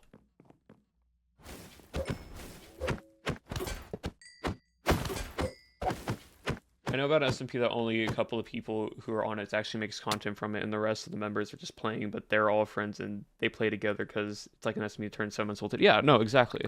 Like, people ask why Hermitcraft does so well. People, like, wonder why, like, Lifesteal does well. Or, like, how creation stuff can work. Right? And it's because you have genuine people that want to actually play the server. Yes, they have cool mechanics and ideas, but like, literally Hermitcraft's just a Minecraft SMP. Hamlet's SMP is like 30-day servers or a month and everything. Do you think that pushes play? I mean, it can, but not always. Like, look at Border SMP. Border SMP was only for a, was in a time frame that that like that had a small time frame that lasted like for only a month, and people did play on it, but again, the people that actually enjoyed playing Minecraft played on it way more than than everybody else. And if you compare like the starter server to like who actually played on the server at the beginning and who doesn't, doesn't mean like they're bad people or anything for not wanting to play on the server. It's just they just chose not to. But again, when people play less on the server, it does affect how the server plays overall if less people play on it. Because I genuinely think Border was super good. I think how Border turned out was a very good experience for a lot of people and was very fun for a lot of people. But just because there's a time limit doesn't guarantee that more people will play on it. Hello, Galaxy.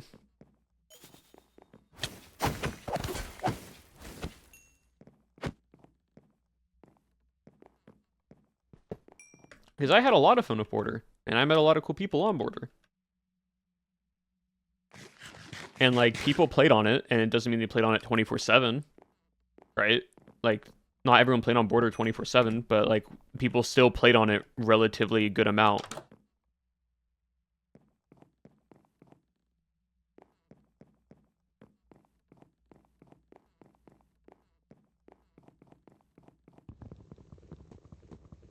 But that's just my thought, and that's just my, like, ideas to it. The whole cast of an SMP discussion. Basically, yeah. Just like playing on SMPs in general, how people say they'll play on an SMP, play it for like the first bit, and then just not join afterwards. Because either they don't understand how it works, or they just don't want to play it, and which is fair. Like, that's to them. Hell, I mean, yeah. Like, and I was basically saying, like, a lot of people play on SMPs because their main focus is just content. The issue with that is that any server can be made into content. You just have to put in the effort to it to do that content, to organize the events, to do the lore, right? Like, that's just how it works. I almost jumped off without using this. And people sink money and time into usually resulting into a spot being filled or someone who else would put in more. Yeah, exactly. Yeah. Drug. Yep.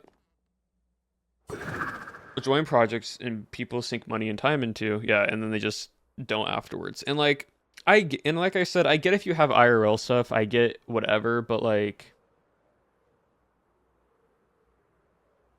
I honestly felt like Minestria could have been such a good server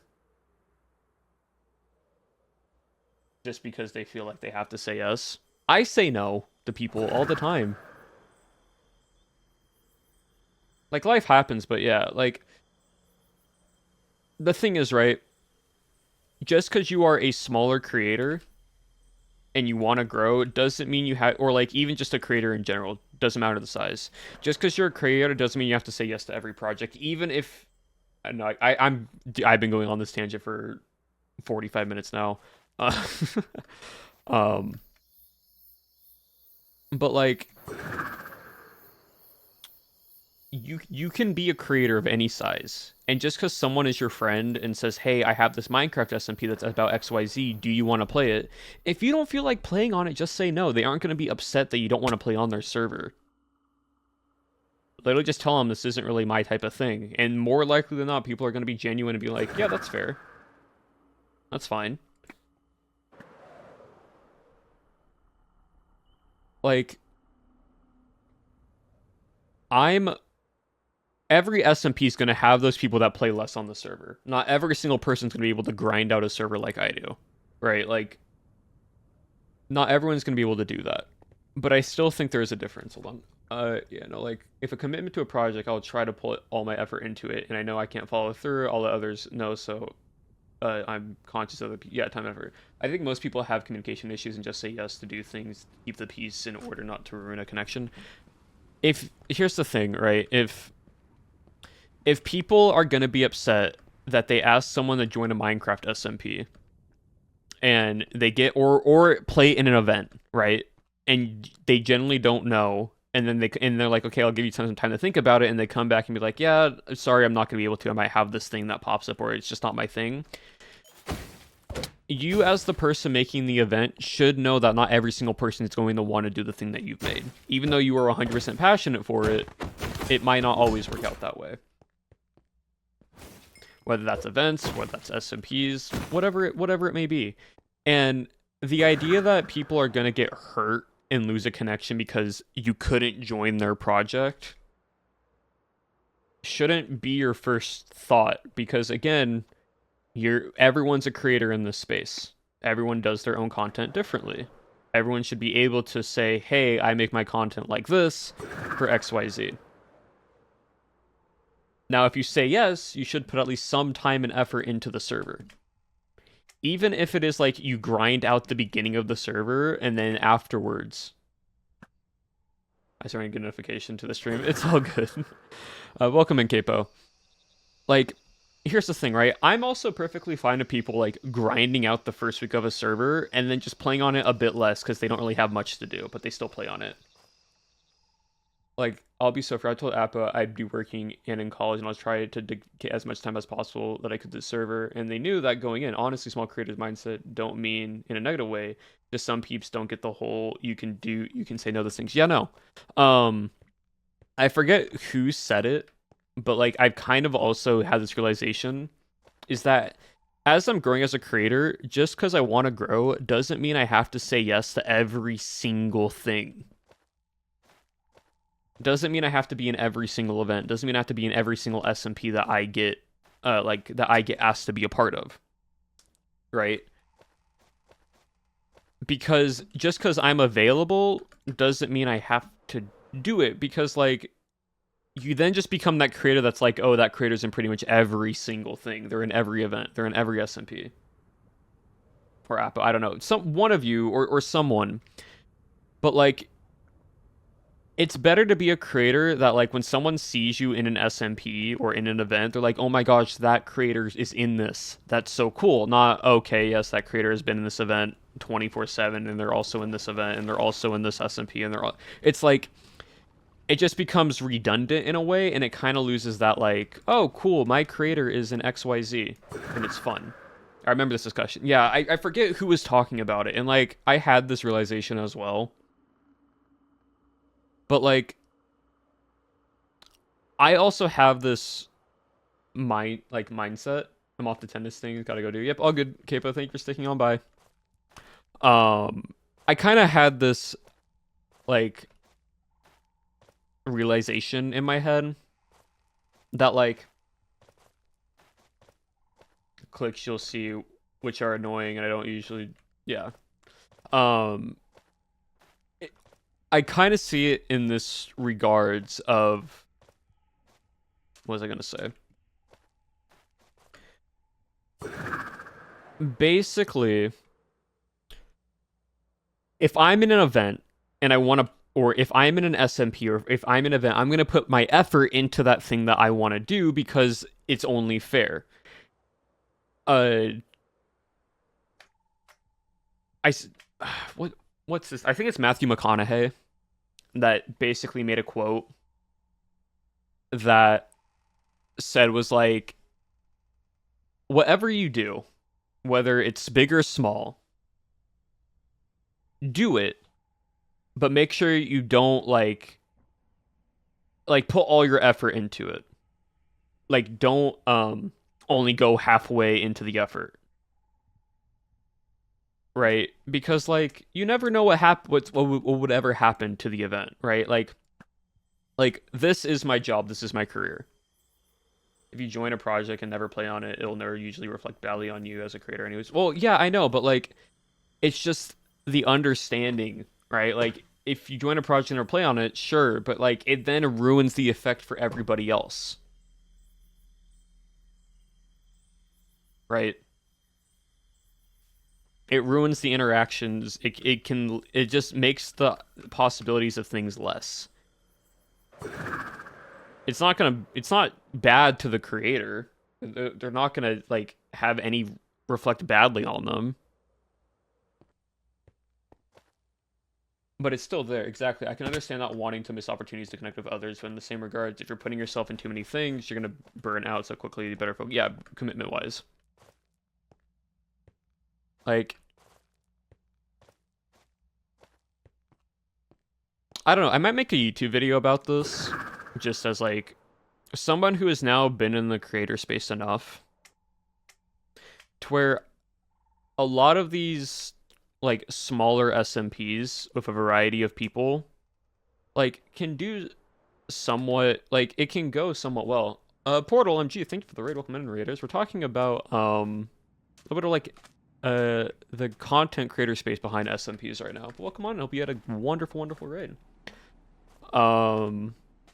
Wonderful, wonderful stream, Portal Raiders. What are y'all up to? But yeah, like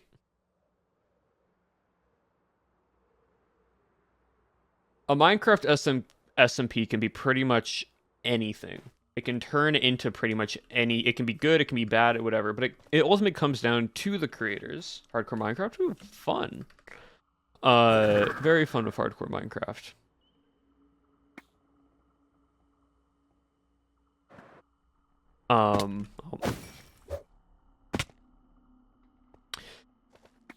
But the reason why a lot of these servers just gets like died down within the first few weeks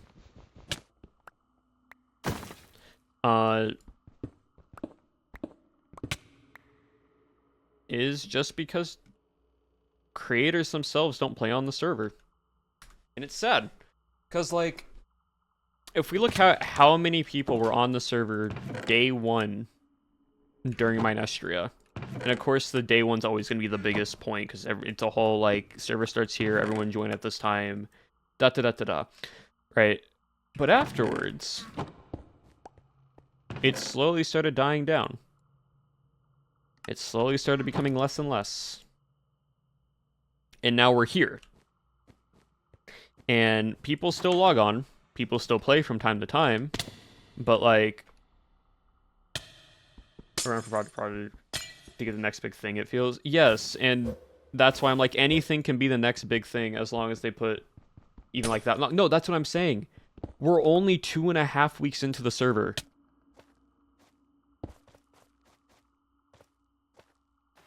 Maybe 3 weeks. Minestria started in like on January 5th. Right? Is an odd one. It really much is. It really much is. And I'm like, we're only 2.5 weeks into the server. There shouldn't be a point to where, like, when I'm playing on it, even when I'm not streaming, I shouldn't just be the only one on the server. Because, again, there's time zones. You'll play at different points of time, right? Like, when people define the same amount of passion towards a project, you really have to. But, like, it sucks because then people are, oh, there's... I'm gonna do it. No. Yep. No. No. No. It's like... I would understand if me being the only one on a server happened when it's like a month and a half to 2 months into an advance, and most people have done everything that they could on the server, and there hasn't been any new events on the server at all. Right? But like, but for context, Friday, Minecraft, Minestria update happened, right? We got the level system.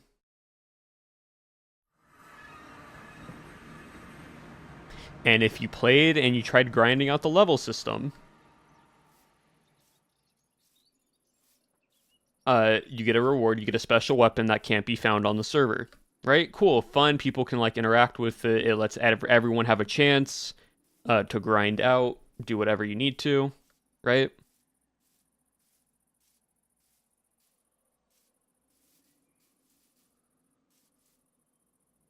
That's the difference in levels right now.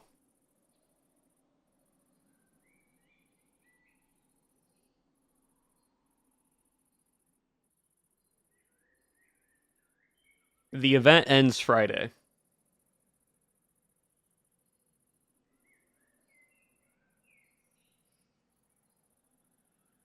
Another thing I don't like is when people join only during events because they're just for the content and you know that they won't be back until next one. Yeah, but that's kind of just how people are. At least they're joining for the event.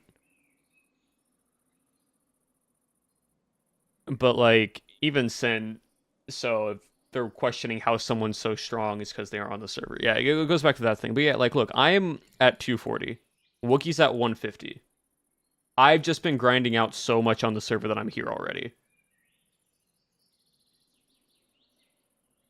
But you see, May's at level 81, right?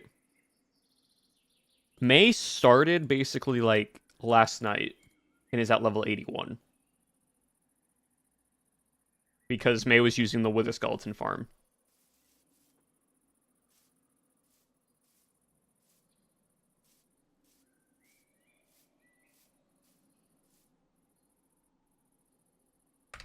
I'm not saying like and like I'm not saying at all Minestria is a bad SMP because it really isn't. It's genuinely I'm having so much fun playing on this server.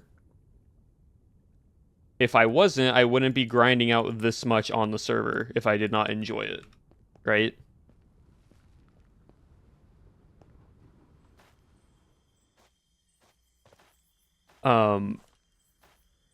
But there also comes an issue with me being able to grind out so much.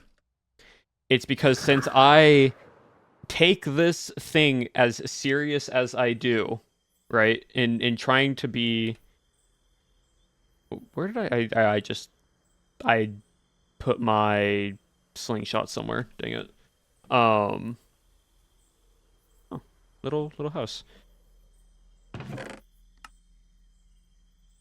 Like because I grind out so much on the server, there's also this mindset for other people of like, how can I compete with XYZ if they're constantly grinding? And it kind of puts it to a point of where it's like, well, I can't catch up at that point. Right. And like, yeah, that would be towards my fault, but that's just because I enjoy playing the game. That just goes back to me playing the game. I play it so much because I enjoy it. I thoroughly enjoy Minestria. I thoroughly enjoy just coming on here and just vibing and exploring and trying to find stuff. Yeah, it doesn't have to be a competition, but it turns out to be a competition. And the reason why it turns out to be a competition is because everyone wants to be the strongest on the server. Which, again, it doesn't have to be, but it just turns out that way.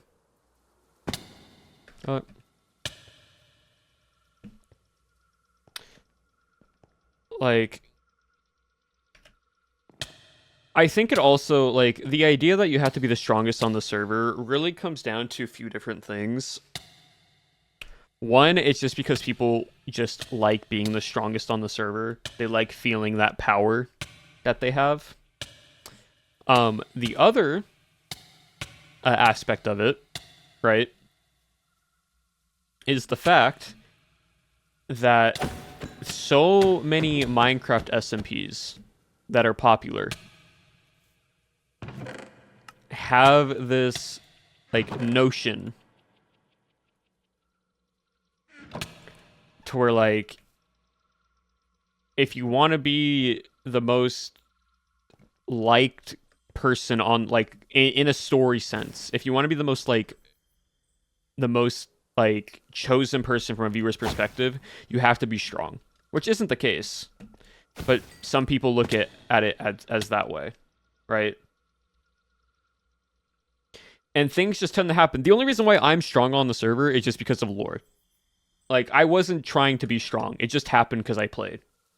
It's just how I play a game. And that's the other thing. People just play it how they play. Like, I wasn't trying to be strong. It's just I play the game this way. And it just turns out like this. I'm not trying for it to happen.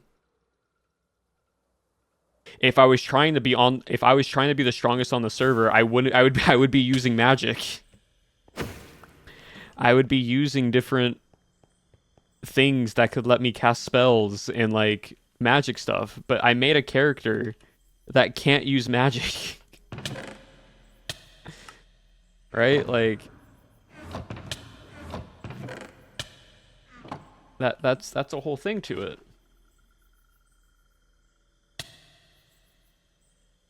And so people just have this, like, way of thinking, which, sure, for content, it makes sense, but the stigma of SMPs shouldn't just be, it has to be for this grand, massive story.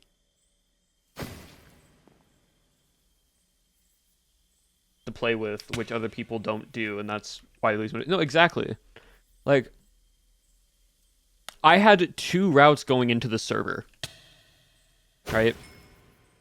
I had this lore-designed route, which would allow me... oh, dang it. Which would allow me to, if the server did have longevity to it, I could then make little episode, because, like, if you want to know, like, unveil the curtains to see behind the scenes. Originally, this was going to be like a 12-episode series. This was going to be like an anime-esque series. Oh, I finally found one. Depending on how long the server went on, it was going to be like a semi-longevity anime-style series. My immersion. Yeah, no. But that didn't happen. And so I'm now just turning it into, like, how I was able to get to this point in a week. And still have that context of why I am this character, and I still talk about, like, Leviathan and well, I can't talk about this because this is in the first week, but, like, Leviathan and everything else, and, like, later down the line, people ask why, in my opinion, like, why are they playing this SMP, or what are they getting out of this SMP, which is, in most cases, not the right mindset. No, exactly, like, I play on an SMP to have fun. Because the content that I make from the SMP will come out from what I am doing on the server.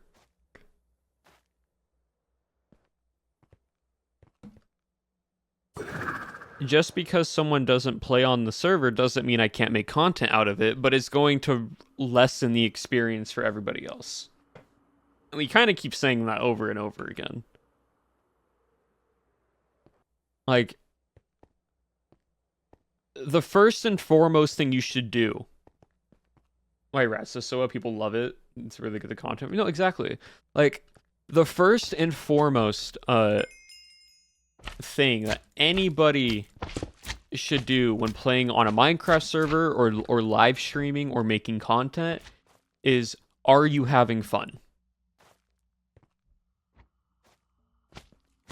And by that I mean, if what you're doing right now, would you do it off stream? Would you do it even if you're not going to make content out of it?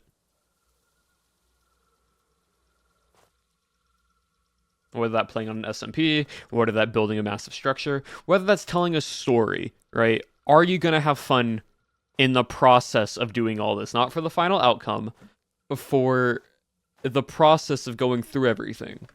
Because if you are, then you're not going to have to worry. That's why it's like, yeah, it sucks no one's on the server anymore, and I wish more people played. But it's like, I'm still going to make a video out of all this, because I am just having fun playing on the server.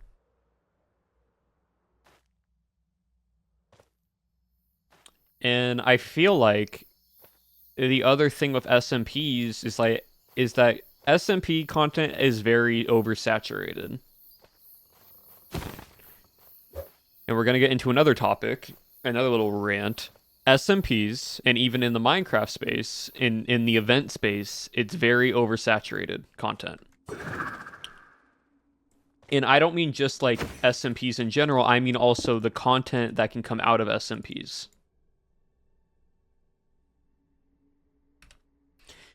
Because a lot of people do the copy and paste cookie cutter idea, right? If it's a recorded YouTube video about an SMP that is a story driven, and it's like majority, not all of them, but majority, right? And it's just talking about an event on a server. You have like this like dramatic introduction with cinematics and everything, telling what has happened and giving an overview of what's going to happen in the video. You then get into the plot. You then get into what the thing you're going to be doing, whether it's like something happened, you're taking revenge, or you're going to build this massive thing, or you're going to do this massive project, right? And then afterwards, you then face these few consequences, you have some dramatic music to it, you resolve those consequences, you get your thing done, and that's the end of the video. And it's the same thing like that for a lot of SMP content, because it works. That is the like money-making machine, because people make content for a living out of it. Try to have their own SMP while others' SMPs are running, and it just doesn't work. Yeah. Like, and just that on top of the like copy and paste idea of SMPs, and it will work. Yeah, because it will always work. People are fine with vanilla, and it works that way, right? No one really. A lot of people don't really change or test the variety. There's one creator that like I always look like that I admire and like always take reference to their content for my own content, and it's Techno. Techno's videos were way different than any other creator's videos out there. They had their own style, their own humor, and their own like way of doing content. And you can go back and watch a Techno video and enjoy it. And it would always be something a little bit different, right? That's where like my content, you have a variety of stuff. It's random video documentaries. It's random funny moments. It's just random things that I do because I enjoy making them. Some work, some don't, but that's okay because I try new things. Like,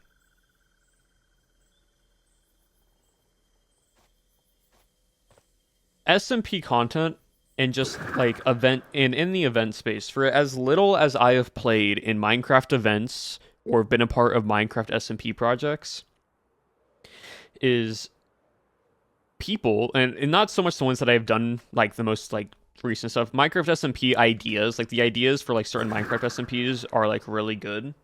It's just sometimes it's just people with that. Um don't try to find their own way and just do what works and straight. Oh yeah, no, it will people will just copy what works. Like look at all the Mr. Beast copycats. They all work, they all make money, they all do it, but it's literally just an identical carbon copy of a Mr. Beast video. Um but like in the Minecraft event space as well, oversaturated, extremely oversaturated. There's very few uh like event creators who can do something right. For example, Biome Battle. A Biome Battle takes the cookie cutter copy and has its own twist, and it generally makes it fun and unique, especially with the custom coding and custom like models and everything and music. It's really good, and especially for how early it is, of only having like what 5 events so far or something coming out by like the end of last year. Genuinely a fun thing.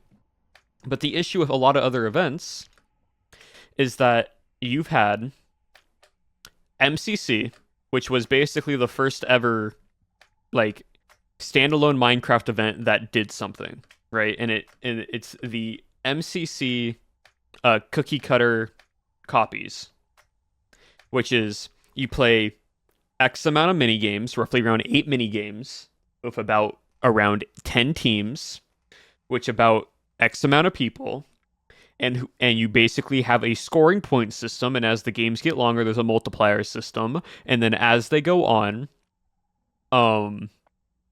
they then have the top final 2, and it's whoever wins in the finale of those 2 teams wins overall.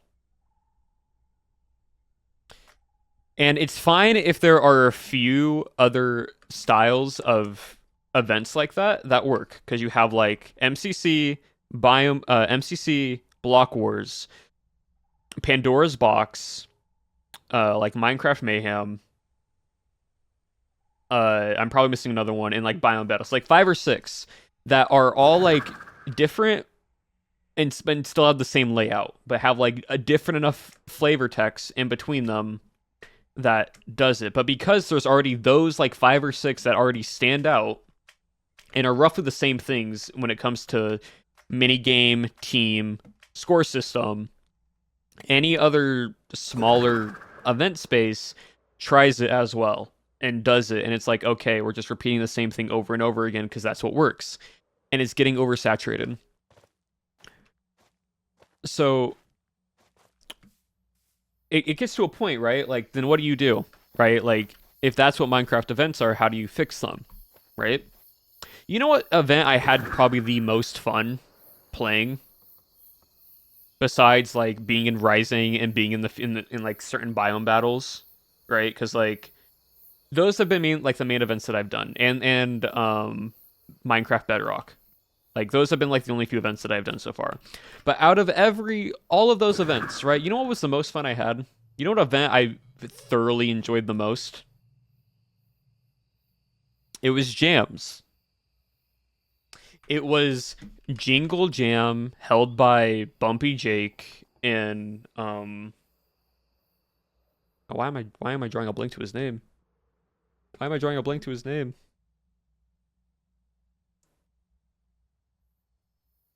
Hold on.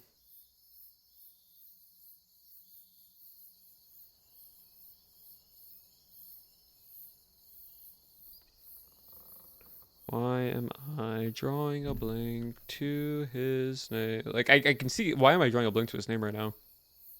Wade Box, yes. I kept saying Wade, and I'm like, that's just his name. What's his actual name? Wade Box. That's what it is. Wade Box, yes. I kept just thinking Wade, but I'm like, no, what's the username? Wade Box. Like those two put on Jams. And you know what Jams was? Basically just a big game of hide and go seek.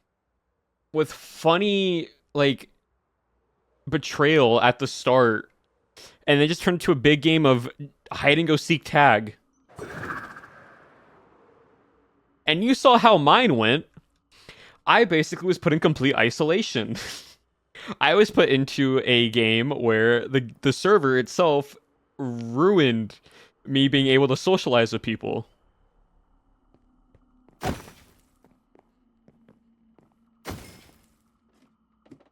And I thoroughly enjoyed it. I had so much fun. Like, and that was just a one-time event. You don't need to have these big crazy ways of playing Minecraft, like doing mini games to make it fun. You can do something as just like a big one-time event that happens once every few months, and people will probably enjoy it as much or even more than the other events because it's not as common. It's not as frequent.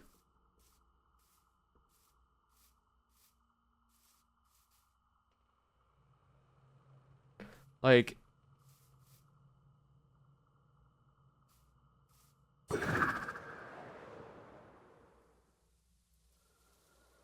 what if they do a second one, by the way? Yeah, no, like, if they do a second one, perfectly fine.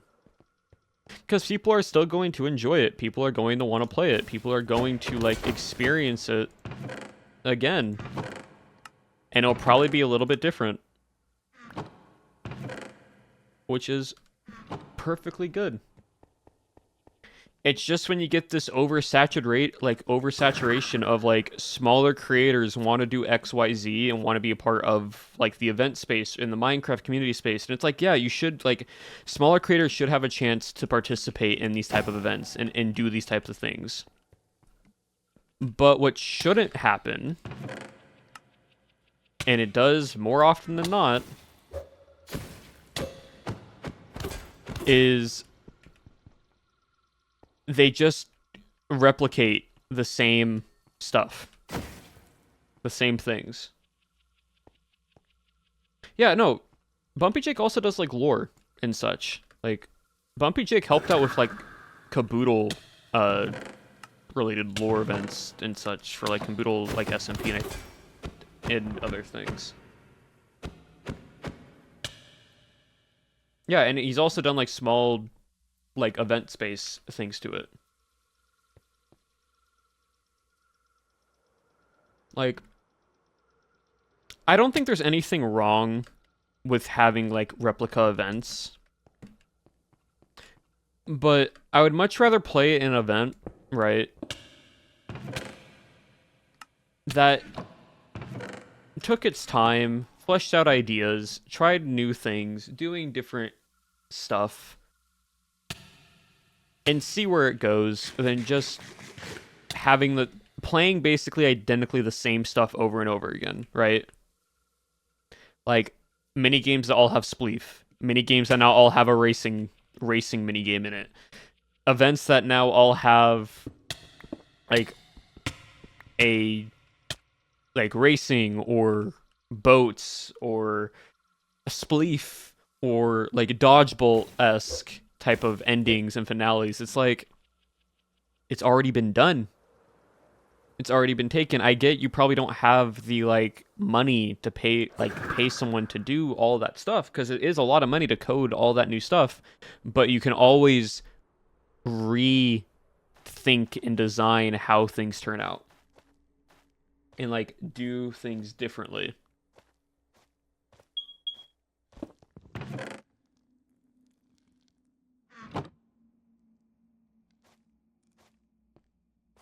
Like, and that goes for both event space and the Minecraft SMP space.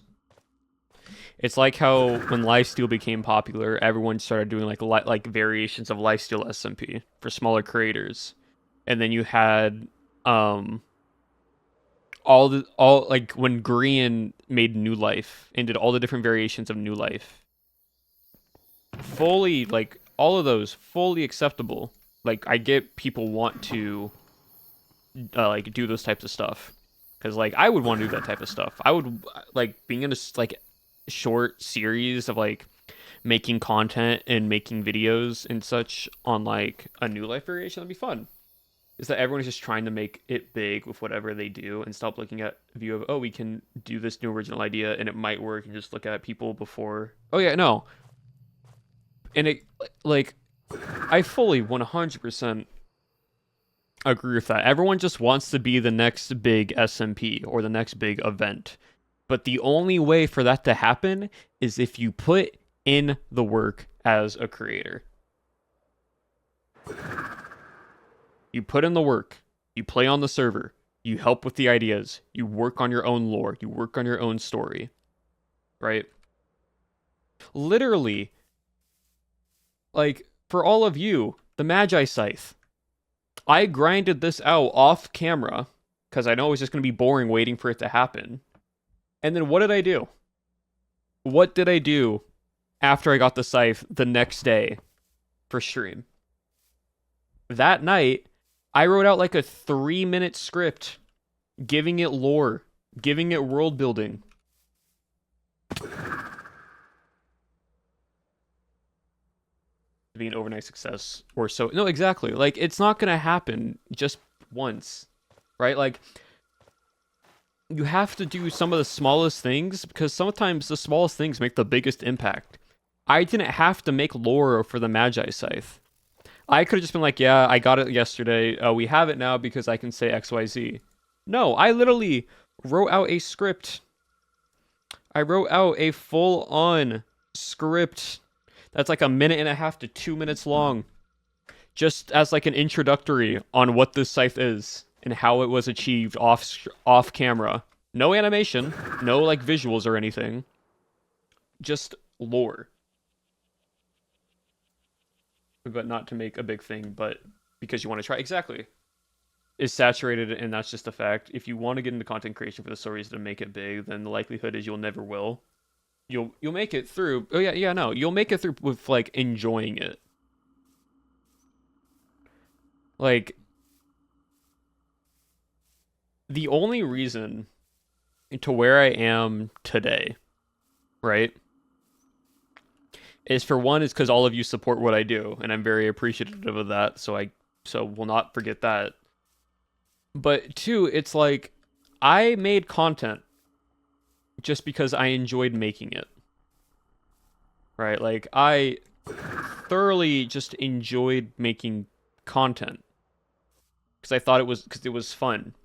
I've wanted to be a YouTuber well before Twitch was ever a thing. My only goal in like career I wanted to do in life was YouTube. And you know when that was? In 2010. When you couldn't make a career in YouTube at that point in time. But I saw big creators. Yeah, 2010. I wanted to be a YouTuber in 2010 when it wasn't possible. You didn't get sponsorships. It wasn't, you weren't getting like the ad revenue that people can get now with YouTube. I watched early Minecraft YouTubers like Captain Sparkles, early Ant Venom, Chimney Swift, early Minecraft days of like the first ever SMP. I watched that. I watched the early days of Smosh. I watched all of that, and my thought, and in my head at 10 years old, chat, was I'm gonna do that for a living. Yogscast, yes, Yogscast even as well. Yogscast, like seeing like the rise of Israfel in all their mod pack reviews, like early mod pack reviews. Like, hold on, we're deep diving into this real quick. We're going on a tangent. We're going on a bit of a tangent with this one.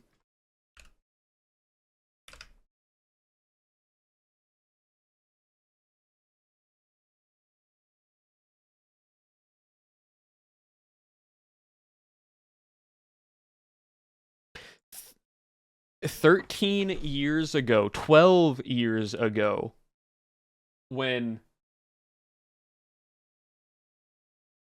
Yogscast did Tekkit, Shadows of Israfel, Survival Island, the Yogs Lab, and going through all the different mods, Moon Quests, and everything else from 12 plus years ago, chat. I watched all of that. And I watched the early days of other like creators that were rising at the time, right? Like I watched all that, and in my head I'm like, that's gonna be my career. That's what I want to do. My parents were like, that's not possible, because at the time it physically wasn't. The creators that were big at the time weren't actually making much money off of it, and probably weren't actually doing anything, because you would have to go through a company like Machinima to actually make money revenue. There's a whole different scandal on Machinima if we go through the whole Machinima era of YouTube, where the big creators were partnered with Machinima. Machinima would get them ads and sponsorships, and then they would take a lot of the money, Machinima would. And that's a whole different process. But like, at 10 years old, I'm like, this is going to be something that's going to be big. Your take on Martin's Christmas Adventure. No, exactly. I was like, I want to do a Christmas adventure. I don't know how I'm gonna do it, but I'm gonna do it.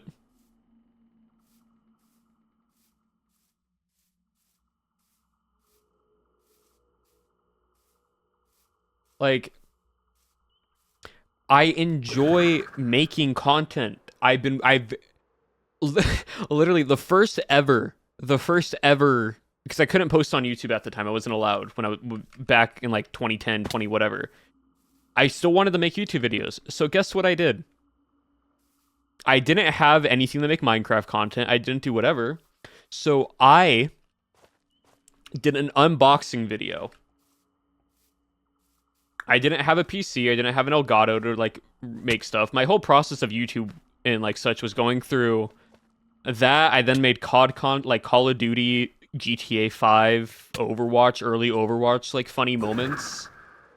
That's on an old dead account. That account is long gone. On my PS3 that I had an Elgato attached to, and I would edit on my Mac with it. So that's what I did. But before that, the first ever video I made, chat, was an unboxing video that I used my like iPod. My early iPhone / iPod. I don't remember which one it was. But I made a unboxing video. I made a wonky little tripod out of Legos to hold up the phone. And I unboxed a Beyblade to showcase it off. I was like 12. I was like 10 to 12 years old. Because I couldn't do it. I wasn't allowed to post it, but I was allowed to make the video. I didn't know how to edit on my iPod too. That's hilarious. No, literally, that's how that was. Like, I couldn't upload, but I still wanted to make the videos, and so I was allowed to film it. I didn't know how to edit, so it's just one long video. It was literally just me cutting open the little iPod container, like the little Beyblade container that my parents got from the store, and like me making a little thing talking about the Beyblade. Like, that's my first ever legitimate attempt at making a little video. It's never posted, but it was like, that was it.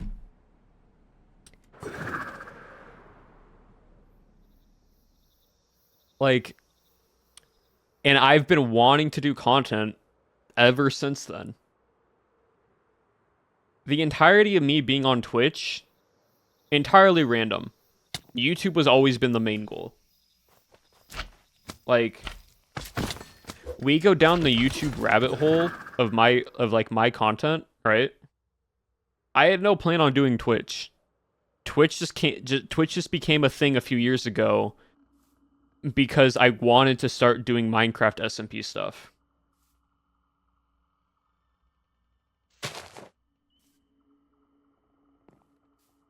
The clothes getting more traction. That's funny. But like, and how I'm able to be on these servers now and everything is just because I enjoy it.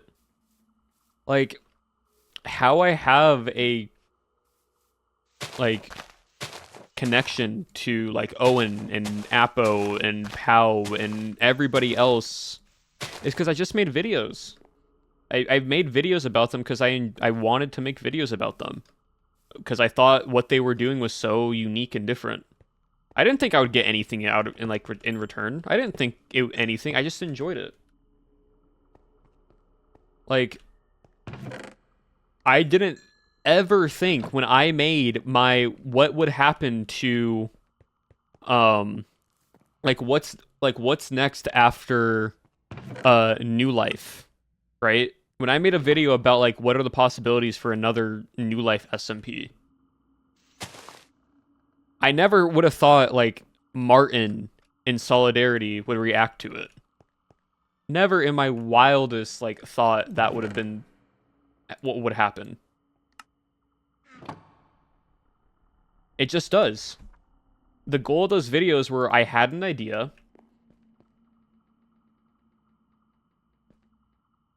Me and my sister filmed little pet shop videos and our posted models we filmed and showed our friends and stuff. Yeah, like, yeah, no, like, they reacted to it on stream and they thought it was like good, fun ideas. Like, ideas to it.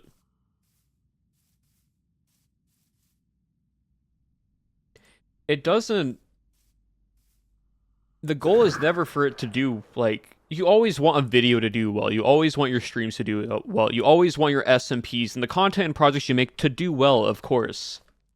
But like, that shouldn't be the goal. It should be like you're enjoying going through the process of it and like making something that you would be happy with being out there. Someone sent that to me. I have it. It's an old like it happened more than 2 years ago.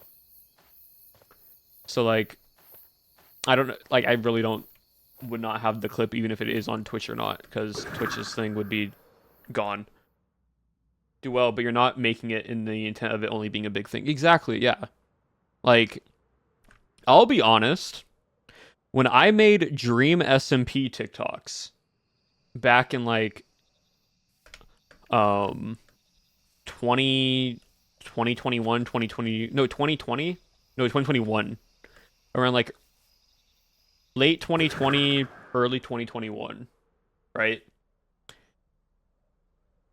That character that you see isn't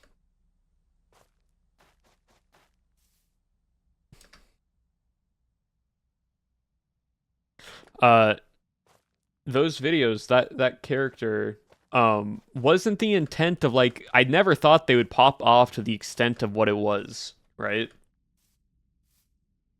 I just enjoyed it. And because they did well, I kept making more because they did well, but I also enjoyed making them. It worked both ways.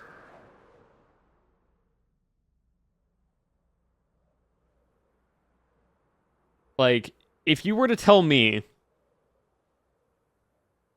if I made a Dream SMP video on TikTok that it would get over 500,000 views because it was about Pandora's Vault, I would have thought I was crazy.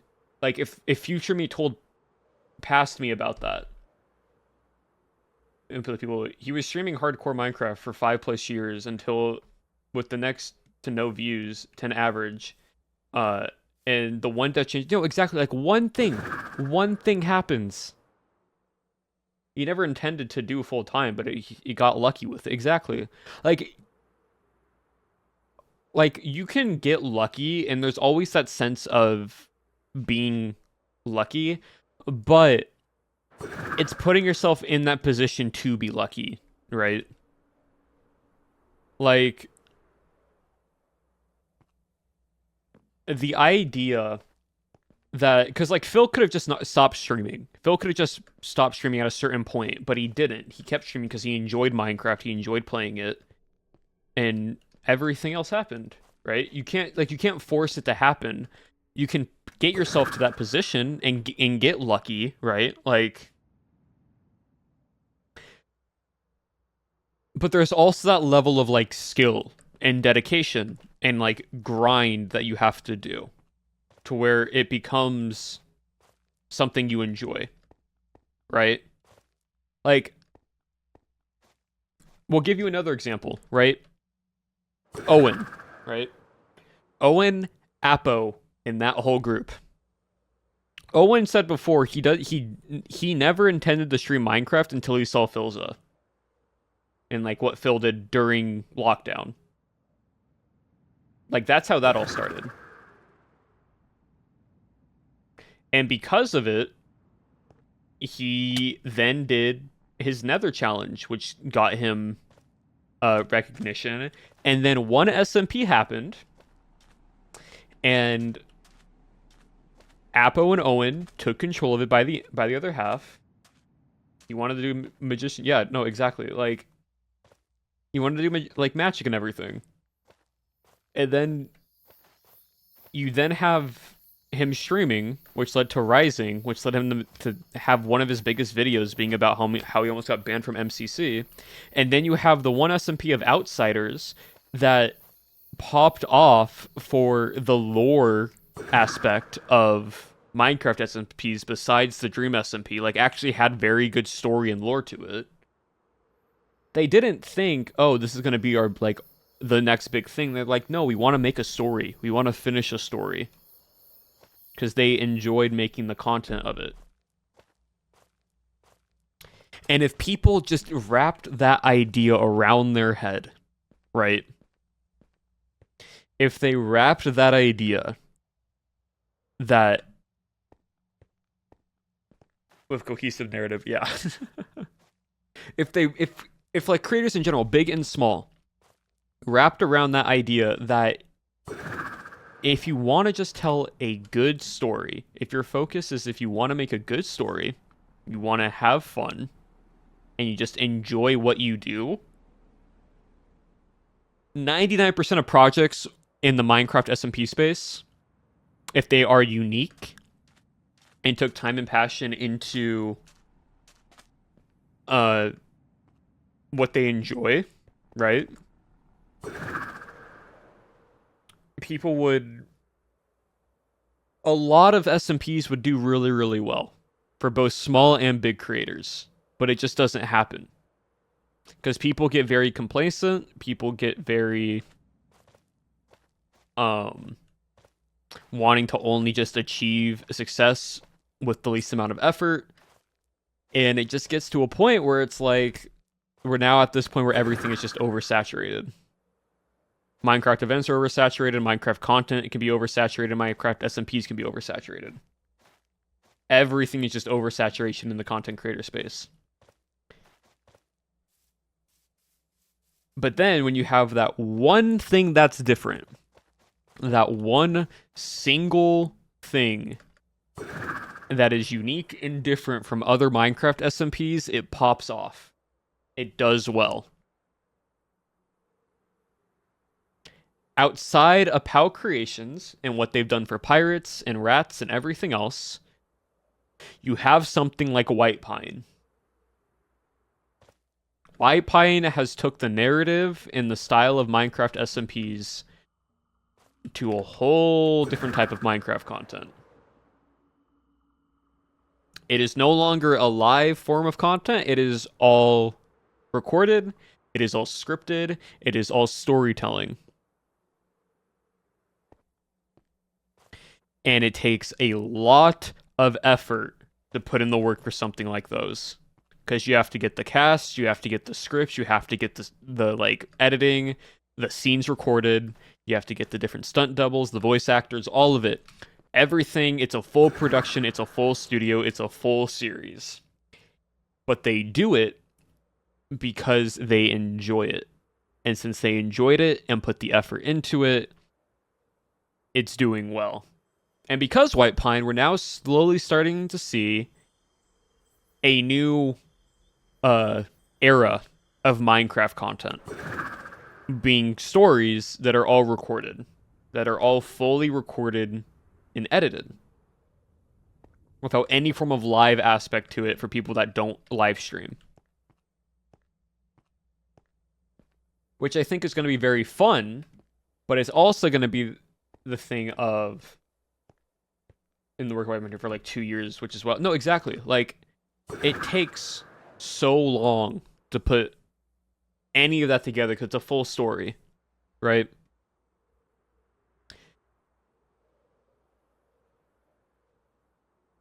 And so it's going to be very funny and very interesting to see how many more of these variations of stories are going to come out from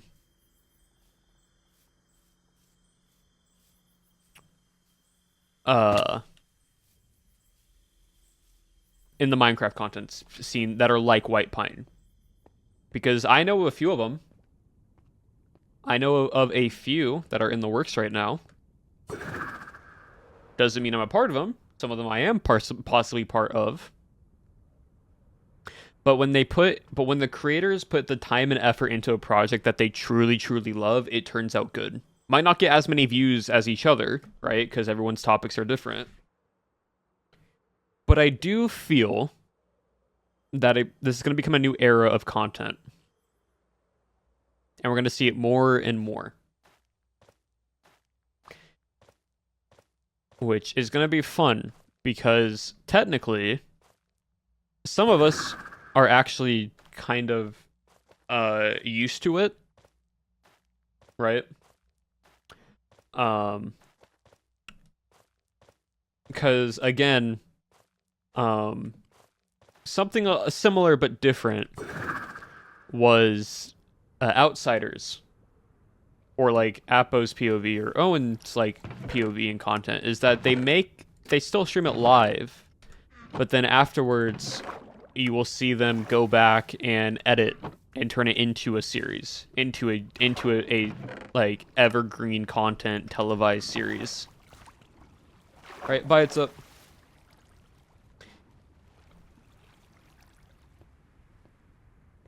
So there's still that like form of content. It's just people don't do that. Most people that live stream don't turn their like live streams into episodes. They don't turn their series into evergreen, which you honestly should, because it just allows you to continue making revenue if you're doing this as a full-time career. But we will see. We will see.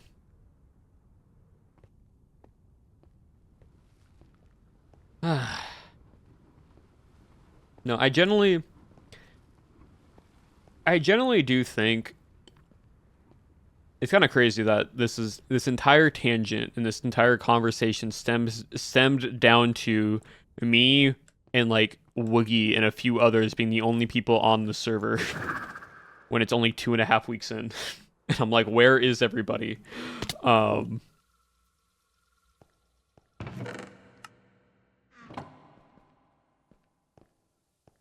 But like,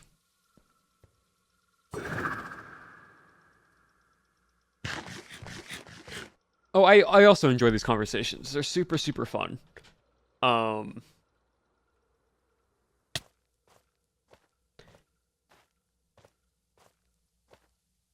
It's gonna be interesting whatever the next thing is for Minecraft. Whether that be like SMP content, whether that is a new style of event, whether that's a new type of SMP, whether that's a new type of just like genre of content for Minecraft, right? Whatever it may be. I also feel that there needs to be more variety in genres of content, you know?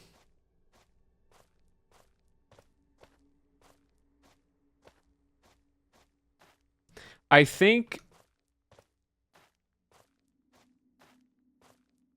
I the way I'm saying this is like we kind of go through these phases, right? Where like we have these waves of different genres, right? Like, so for example, around the era of like Dream SMP, Outsiders, all these other, and then like other types of content that started to form, it was all very edgy. It was all like the whole edgy, death, dark S content, right? We've then like the wave rose and rose and rose, and it's died down, right? And then you get these dark themes here and there, but it's died down for a little bit, right? And then you start getting these more of like laid back types of SMPs, these more like fun, but it can have some dark like tendencies to it here and there, but like overall it's still like it's fun, it's grand, it's all good, right? But then we got stuff like White Pine again, where we're now entering back into the like edginess of content. We're getting back into that dark theming.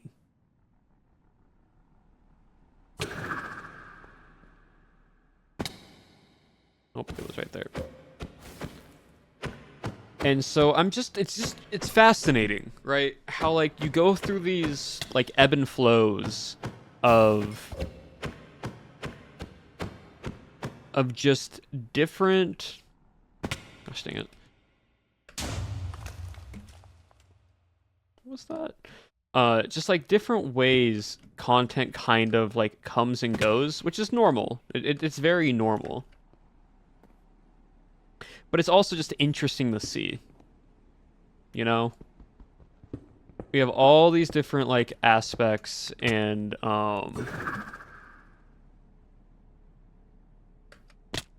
is right for dark fantasy to make a comeback, just basically the realm. In a sense, yes, but like I'm talking more story-driven content, which is definitely difficult. Like there's Minestria, like technically on Minestria, we have like Minestria, we have the realm.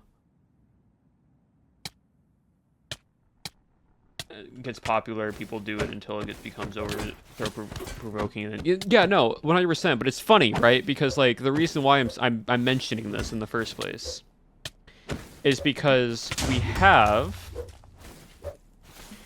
we talk about this way of how things change over time, and people kind of do it less and less as it becomes oversaturated.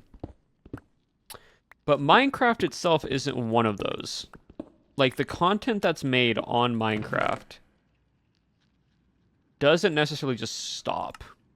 It comes in waves, but, like, the overall idea for a lot of it is still there.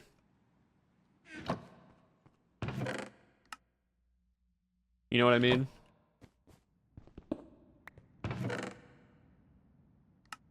Because, like, again, everyone's doing the same thing, or everyone's just repeating itself over and over again.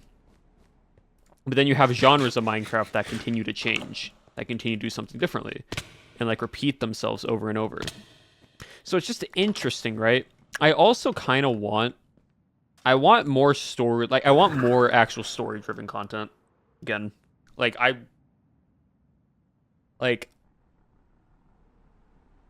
want to see more like every character has a reason, every character has a backstory, every character has something to do with this SMP in some regards. And it's very difficult to pull off because everybody has to put in the work. And like I said before, a lot of creators don't want to put in the work or don't have the time to put in the work and effort for something like that.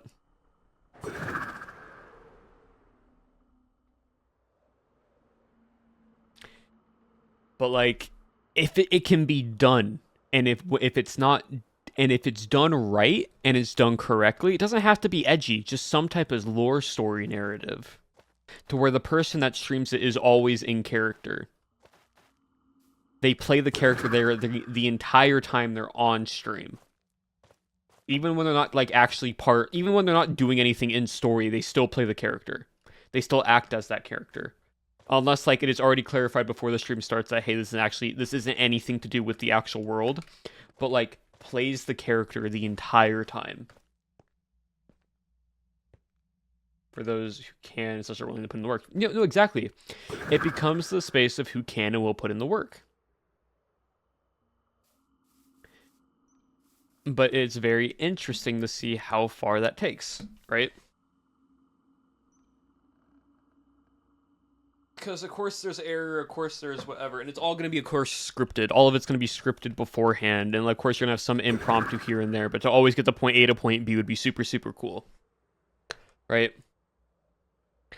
I've also had an idea for a scripted-esque SMP, but it would be, but like, I wouldn't be able to pull it off by myself, but I've had this idea. right? It's a serious, like, dark-esque SMP, like survival-esque, like SMP, right? You play a character, you do whatever.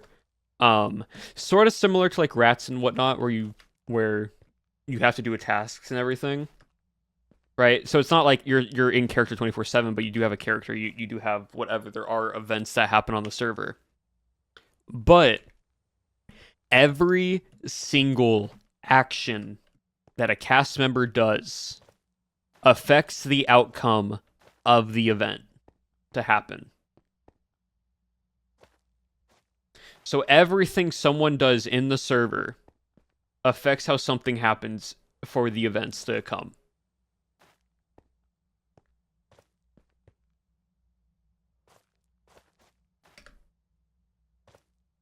So, for example, right, we're talking about this idea of people don't play on the server very often, right? Less people play on the server, it makes it harder for everyone else that plays on the server. Because something happens, right? Like, say, for example, you're in a zombie apocalyptic-esque world, right? And you have to gather resources and supplies. And it's a lot of supplies, it's a lot of stuff you have to do to make sure that things happen because you know stuff is going to go down. It's like, okay, cool, we need someone to get us a bunch of materials and go scavenge out supplies because we're running low on supplies. And we have to be able to survive XYZ, right? Say someone doesn't log on to the server. And they're the one that was supposed to get the supplies. Well, guess what? You only get to now go through that event with the amount of supplies you have. Your life matters. The events and effects and like and there's also a life system, of course. If you die, you die. You don't get to come back. Yada yada yada. Make it important. Make it impactful, right?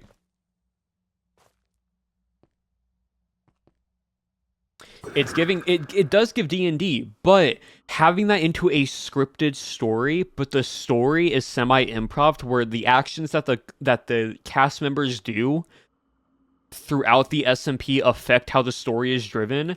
Make it to where you have the starting point, right? Make things have weight, exactly. You have the starting point of the SMP, where everything is like this, where it starts. Guess what? There's a good ending, a really good ending, a middle of the ground ending, a bad ending, and a very bad ending. You only get one of those endings. You don't get to go back through and play through this story. You don't get to go back through and play it all over again. It's only a one-time thing. So if you want to get the really good ending, you better try for it.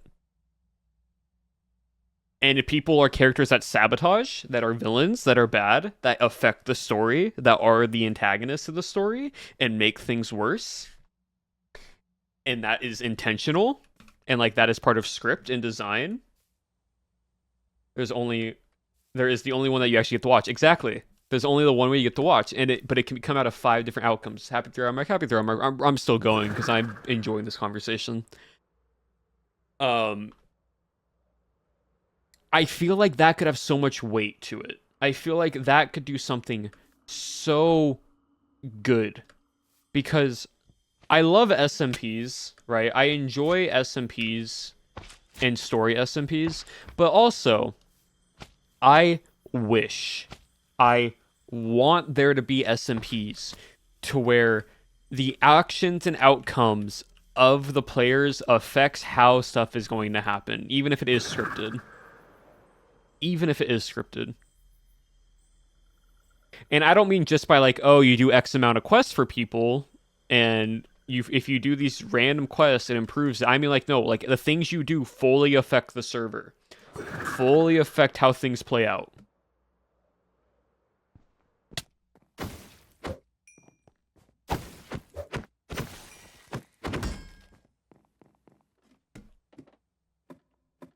Like,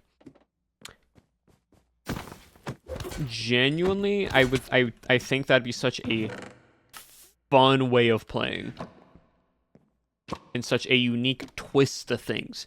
But it would take so much effort and time to, like, edit, revise, put into, make sure everything works properly, make sure whatever the theming is actually works properly, and like you would have to go through so many preparations and stages for it that you would need an entire team. You couldn't do it by yourself. But if it was done and you had like the angst and the lore and the story and the script and everyone was fully committed to getting this done, it would do so well. Genuinely, I think it would do numbers if it was done right. Comes like a different game at the point in a way. Yeah. Like, but it would have to be the perfect circumstance for it to all work. No, exactly. It would have to be the perfect circumstance for all of it to work out. But it could. It would just, you would need to find the right people for it. Right? Like,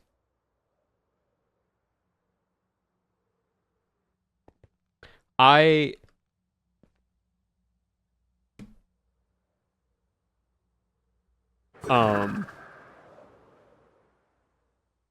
that is something I would love to see. But I also wish more SMPs had bad outcomes.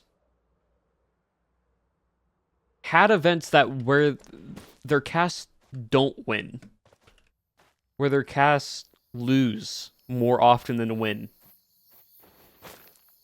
Have the good and the bad. Have cameos that actually turn out to be bad. Have events that turn out to be something that's a negative to the cast. Don't want that?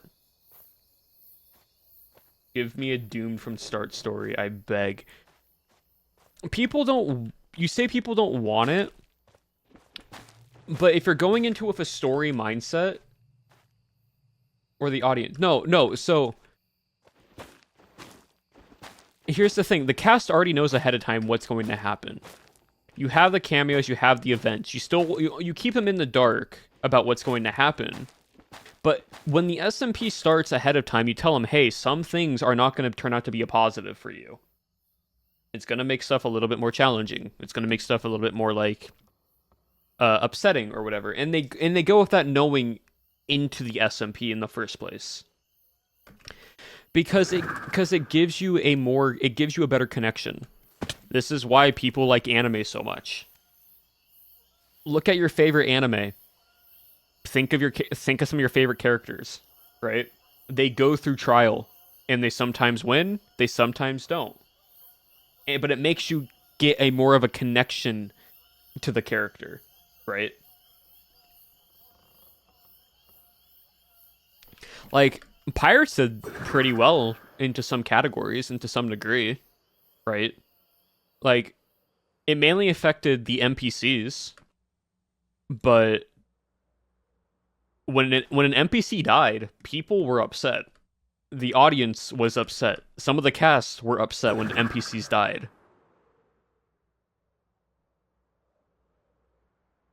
Like, we all witnessed it happened on Twitter. Literally, some of the cast members were like getting visible, like, emotional to these characters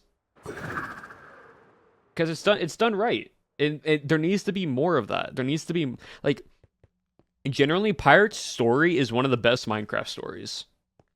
It's like, they cooked with the pirate story. If we're just assuming they're going to be happy ending, then it makes everything feel less impactful. Sometimes, like, there's no stake if they're always a happy ending. There needs to be... No, exactly. 100%, right? Like, having an SMP where you don't know the final outcome makes you sit way more onto the edge of your seat. There's a TikTok that I made. Hold on. Do I actually have it pulled up here? Is this the one? Yeah. This. Basically, I told when I did a Dream SMP thing, there was a quote that I said in this. And it is, the greatest stories are the ones that keep you on the edge of your seat. It's boring when you always know what's going to happen.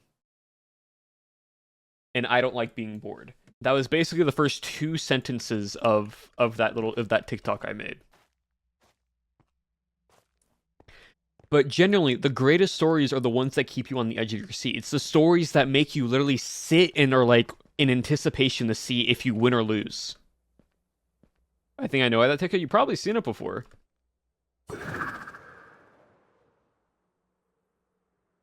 It's hold on. I'm not gonna actually play it, but I can skim through it real quick.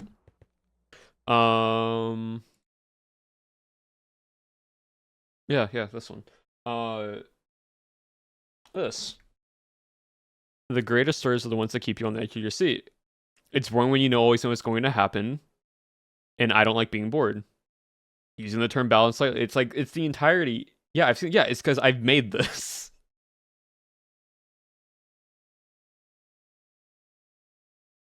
It's a story, folks. Stay on the edge of your seat, because nothing is at face value. Going off of the concept that anything in an event is not at face value and anything can change, and it keeps you on the edge of your seat. I'd watch it. No, it's fine if you don't watch, like couldn't remember, but that in itself, if you have that mindset when telling a story for a video or the first ever abolished skin, yeah, the first ever abolished skin, the like 1 layer or like 2 layer skin maybe. Now we're onto this. But no, like if you go into content creation and Minecraft SMPs, that's why I love Tales as it progressed, because it had all the uncertainty and stake that we couldn't see yet, but we could just feel that was there. I don't get that right. No, yeah, but like Tales of the SMP, Outsiders SMP, Pirates, even some of the Dream SMP stuff here and there had this uncertainty of like what is going to happen next.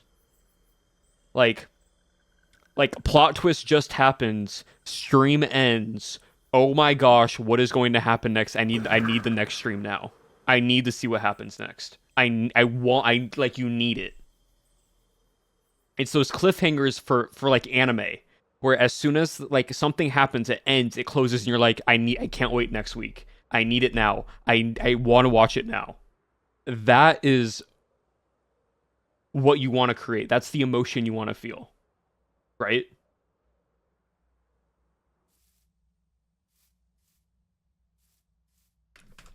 It's going.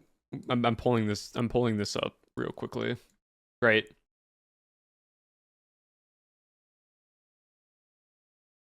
I'm going to my YouTube channel real quickly to show y'all something.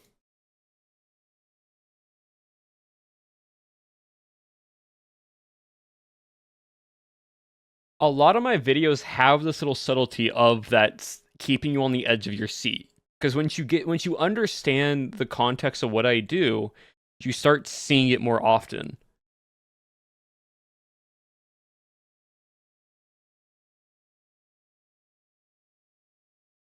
Right? It's like when I did some of the stuff for the Christmas adventure. But also a big one was this one.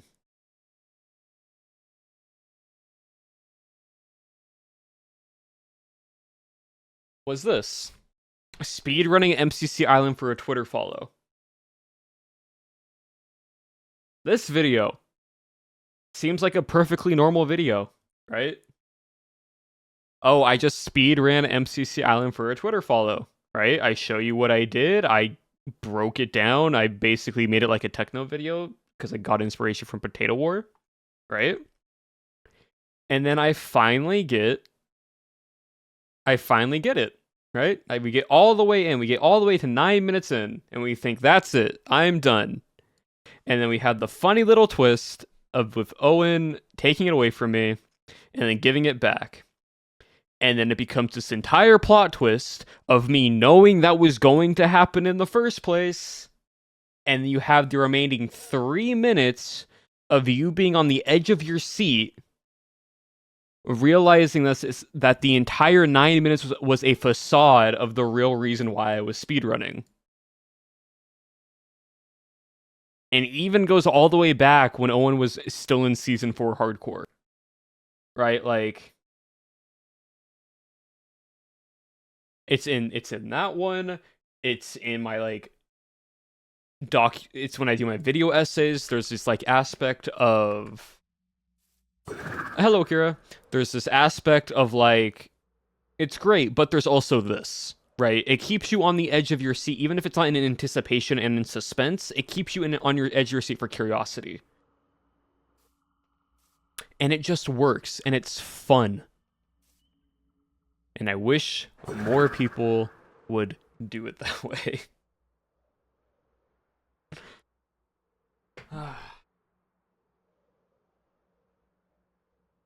But we're also going to take a little bit of a different approach.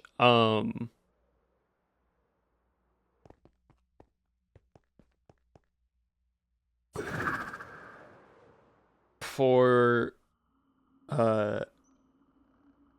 if y'all don't know, since it was announced on Twitter, I'm gonna be in the Line SMP, which happens I think on the 25th,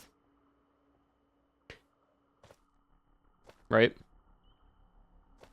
So I'm doing something a bit differently on that server. No crazy lore. We're not gonna grind out anything. We're not gonna try to become the strongest. We're actually just going to be a chill guy. I'm doing something entirely different because I've grinded out every SMP I do. There's always this unintentional like effort of me somehow getting everything maxed out and getting all this stuff super fast and super quickly, right?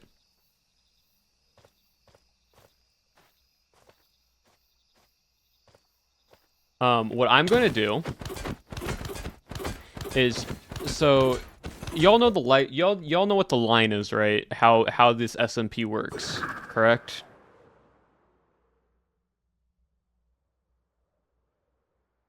Yeah.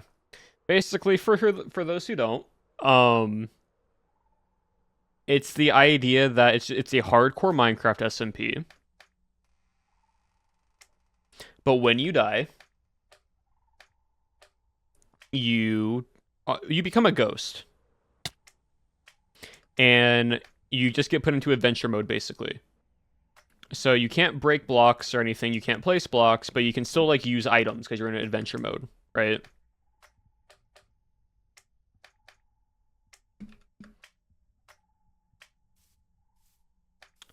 So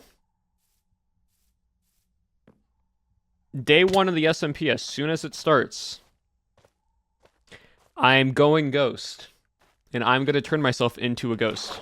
I'm not gonna be one of the NPC ghosts that's a helper ghost. I'm just gonna become. I'm just gonna be a ghost. I am instantly just gonna put myself into an adventure mode, and we're just gonna play out how it is that way. We're gonna have fun with it.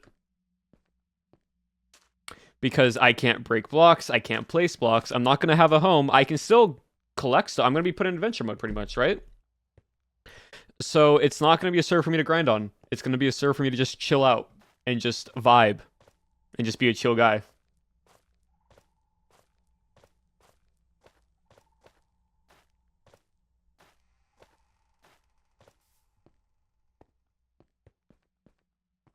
Why are you humming? Is if you have a cool ghost skin? Not really. It's just going to be this skin, like my main skin, just ghost form. Because it's just gonna be translucent. I mean, I technically, if I made a ghost skin, it would just be desaturated. Everything would be desaturated.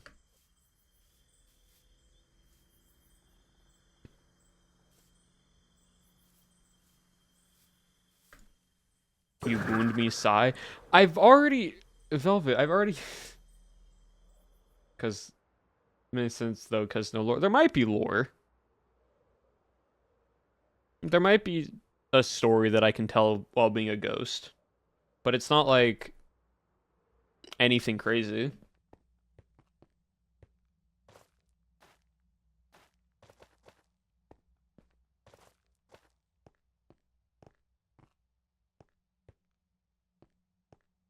I honestly, I don't think there is, like, genuinely, this server is, don't play, so, how dare you not add another complicated outfit to Velvet's list of cosplays?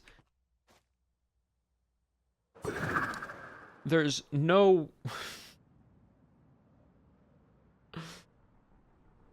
Just want cool designs for cosplays. I get you want cool designs for cosplays. Like, generally, it's just this outfit, but, like, reverse the colors. So the black becomes white, the whites become black, the skin becomes desaturated, the hair becomes white. Like, everything just gets inverted.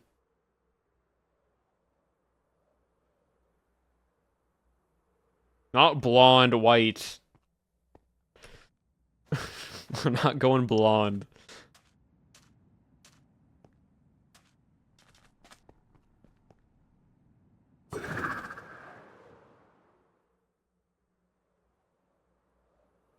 Whatever.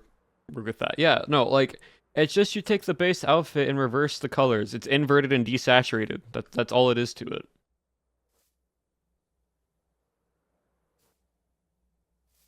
Like, let me just get the white hair from Gojo, slap that on to the skin, and then just turn the outfits in, like, inverted. It's so simple but so effective. But yeah, I know, it's crazy. Crazy how that works.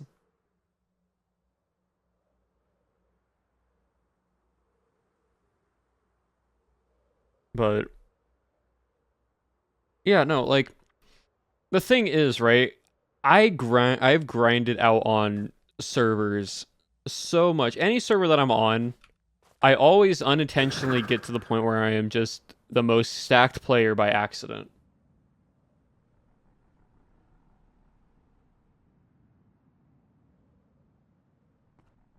My fabric from the in-between Carl for Ghost of y'all too nicely. The thing is, I might use that skin, that, like, concept idea for, like, a white outfit, like an inverted color outfit for future characters. But just for the ghost one, it just fits too well.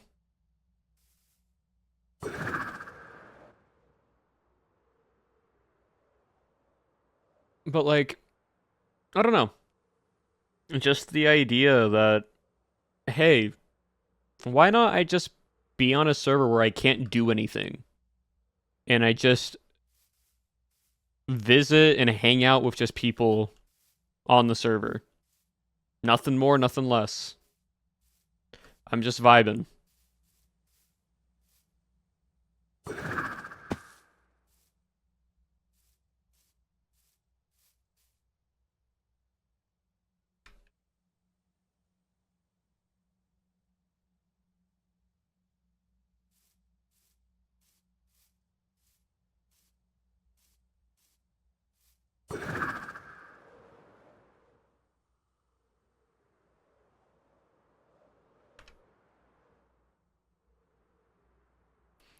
Yeah.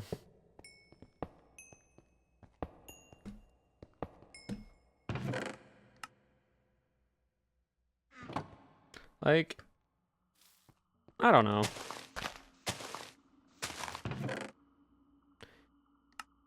A little relaxed back there. I think I just kind of get my hopes up sometimes with like, SMPs, right? Just because of the idea that, like, there's a concept for an SMP. It's a really good idea. And I'm like, oh, cool, I can make this character, and I can have this little bit of a lore if we do it this way, and however the lore goes, I plan out for it. I do all this planning and prepping and designing in, like, theory crafting of how XYZ can do what, and, like, the events that possibly can take place, and how I could possibly make, like, fun content out of it. And then you get instances like this where it's like, well, it's just me and Woogie on the server right now.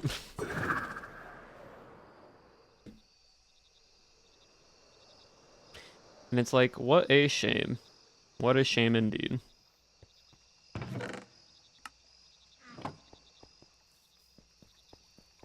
But that's okay. More things to come. And that's all that matters.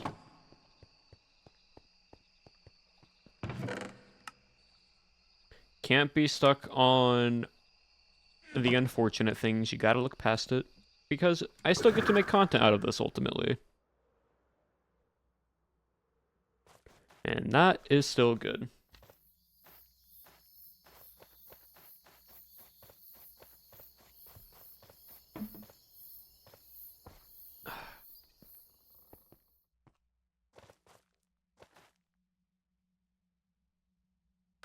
Which one's Storm's Edge again?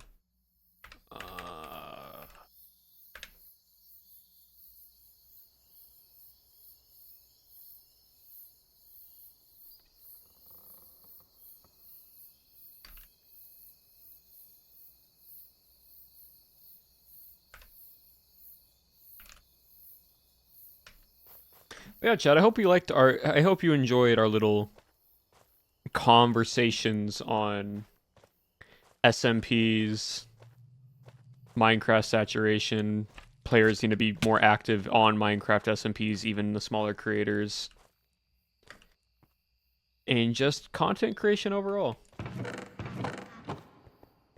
They're fun. They're fun conversations.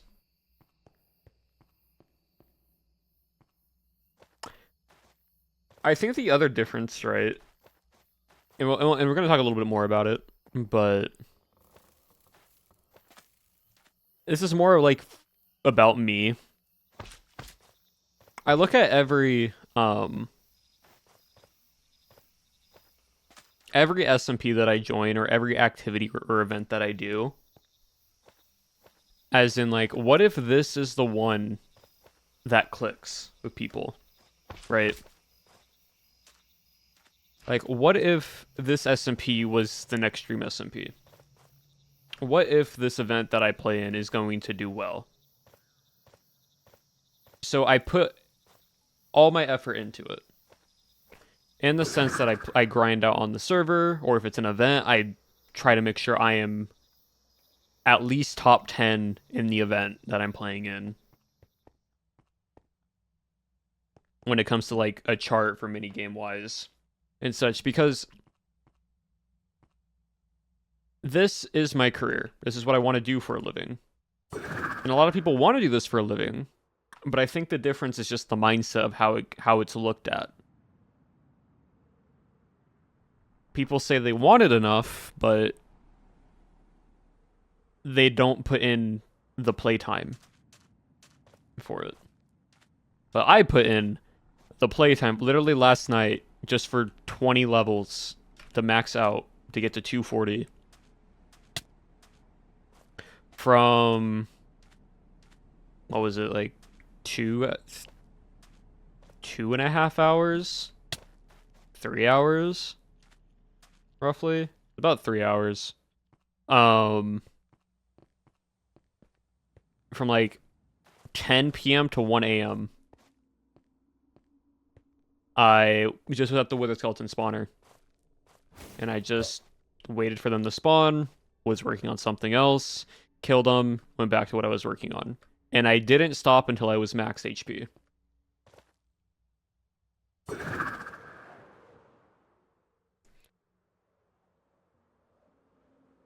And it's like, not everyone's going to do that. People can take more of their time. They don't have to go as fast or as hard into a like SMP. Like they don't have to put in the same grinding hours as I do. Right? But like the difference in someone in like the mentality of people is how they look at it's how they look at what they need to do. Right? Like speaking from experience, yeah. Grind some different joy. Yeah, no. But like for example, my ability to play Minecraft, my skill set to play in Minecraft, right? Whenever I verse someone that is better at me, better than me at something, right? For example, when Kelawesome was extremely good with a crossbow, right? For most people, they'd be like, yeah, that's Kel. That's just, Kel's really good with a crossbow. That's just how it is. My brain went, I need to get stronger. I need to practice my crossbow, my bow's better. I need to work on that more. And you saw that whole thing that one stream where I did the math and testing to see the range difference for a crossbow and a bow, at what angle you need to shoot and how high over each block distance. Right? We all remember that. I look at situations as like, if it is what it is, it's a no, I can get to that level. I can get to that point. I just need to put in the effort to do so. And a lot of people can do that. It's just people choose not to. Like, a lot of people, if they want to get better at PvP, if you want to get better at parkour, right? If you want to just get better in the event space, you got to practice. You got to watch videos. You got to, like, in your free time, do those things. Practice those things. Not when you're just streaming it. Not when you're streaming, not when you're making content about it. Like, physically do it for a few hours when nobody's watching. That's the biggest thing. It's not when people are watching you that you showcase what you're doing. It's those hours when people aren't watching you. It's those hours of when you're not doing anything, right? You're just like, you have free time. You're not working on anything, you're not doing whatever. You're just hanging out and you're like, what should I do?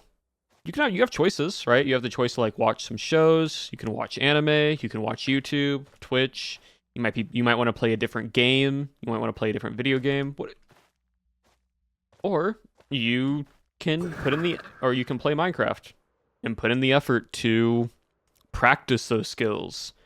Practice those things. Like, I can tell you right now, if I hopped onto MCC Island right now, my parkour is going to be a bit rusty. My PvP is going to be a bit rusty. Because I've been so focused on Minestria right now, right?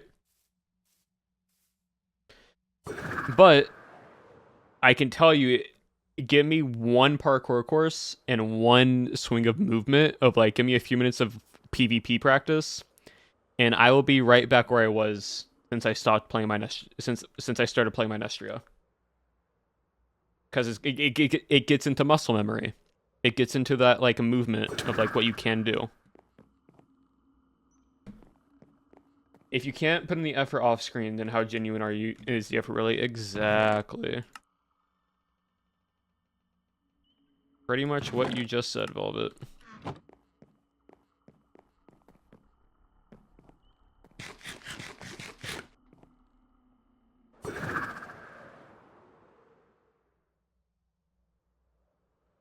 Like,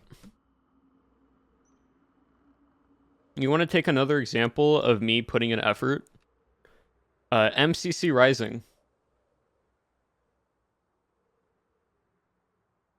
You do say things. You do say things sometimes, yes. But no, MCC Rising.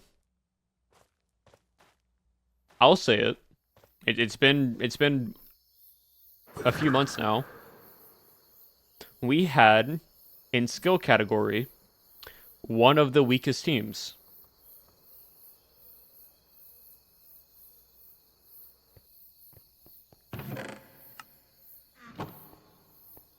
We had someone... We've had, for example, Man Water never learned parkour. Never did parkour. In 2 weeks, they had to learn parkour. They had to practice PvP. Shep had college and all the other stuff that he was working on at the same time.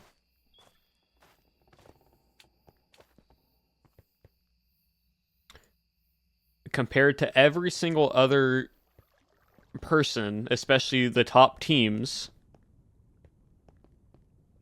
Yellow Yaks was one of the weakest teams skill-wise, in individual skill.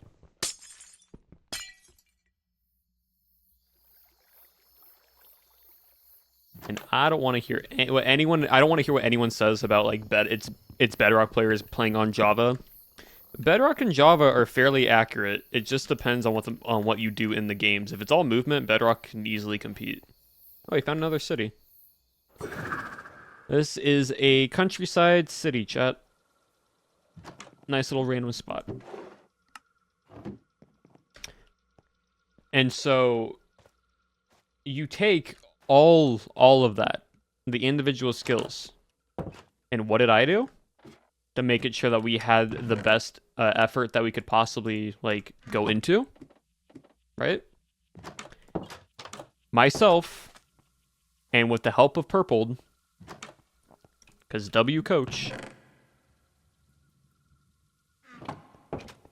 we wrote a massive document of each game event,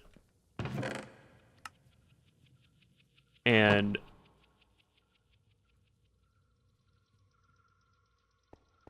gave that to everyone. Everyone was able to read through it, and it helped us. And that's how we pretty much got third. And even though our team placements were very sporadic individually, I was still able to get third overall individually. Right? It's like you have to put in the effort, even not even just for yourself. Like if you're on a team, like if you're in a team placement and you're in a team minigame, you're only as strong as your weakest player. Yes, you can place individually well, but like genuinely, I wanted everyone to have fun. And I knew the only way that we were going to have fun is if they at least knew exactly what they were doing, or at least understood somewhat what to do. Right?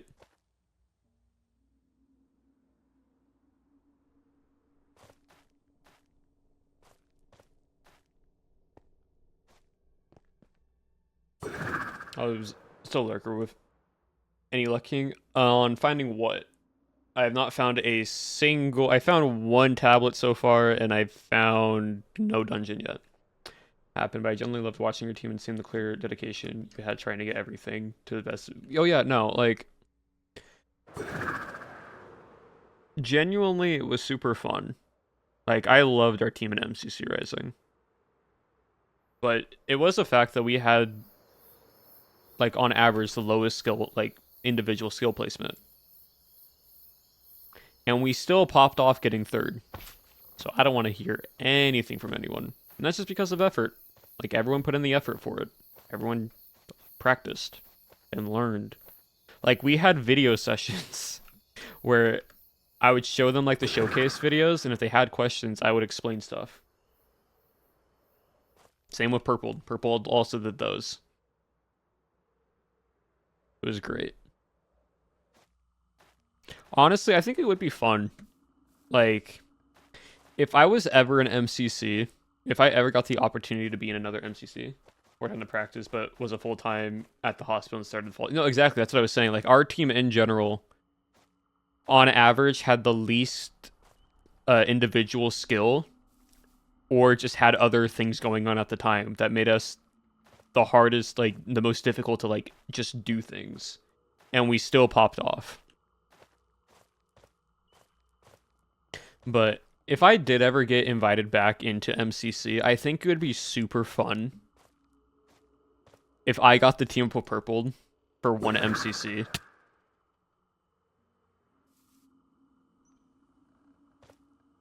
Had like 2 weeks off, we would have slayed. Oh yeah, no, 100%. If we all had 2 weeks off, if everyone just had nothing to do for 2 weeks, we would have done so good. But yeah, I do think it would be fun if I got to be on an actual MCC event with my coach. That would be so good. So much fun.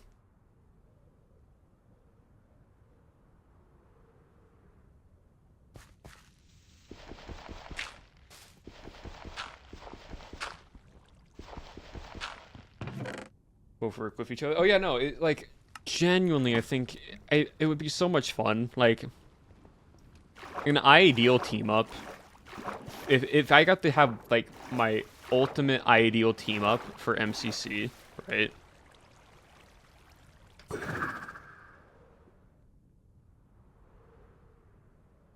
The three would be me, Purpled, Owen. I don't know who the fourth would be, but like genuinely would be such a fun experience. The comms would go crazy.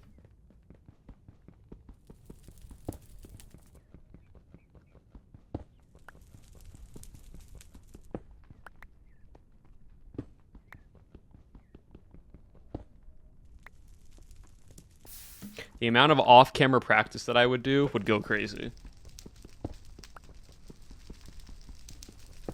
I don't know, who would be a good fourth, chat? Who would be a good fourth to play with? That's like relatively balanced enough. Right?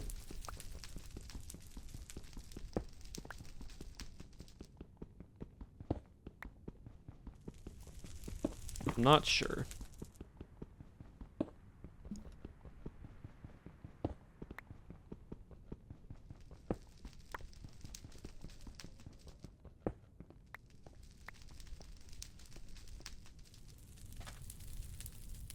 I feel like Scott would be okay. Fourth person would be a good fourth person for both learning skill and would mesh. Oh yeah, no, Scott would do good as well. I think Scott would also be very fun.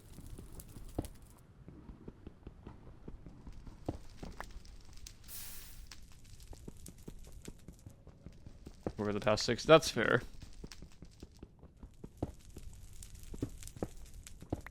But yeah, like me, Owen, Scott, Purpled on a team would actually kind of be crazy.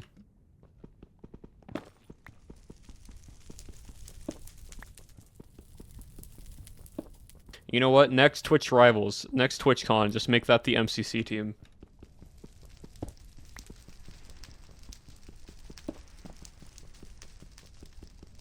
Twitch Rivals, TwitchCon.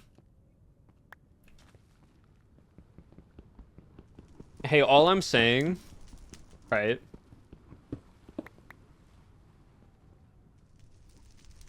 For having played with every MCC, but it could be argued that Scott's the most accurately measured, yeah.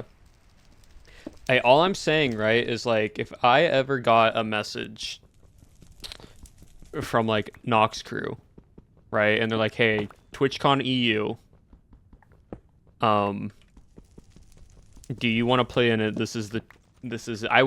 I would say yes in a heartbeat. I would be like, okay, I gotta get everything set up now. Like, everything figured out.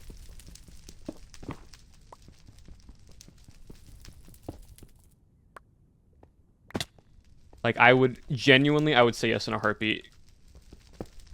Because, like, here's the thing, right? TwitchCon EU, I have the money, I just don't have the money to fix it. I don't have the money at the moment to, like, reimburse. But caveat, the benefit of Twitch being in a Twitch Rivals is you get money for playing in it, especially when it's MCC. So that would cover for me going, or partially cover for me going.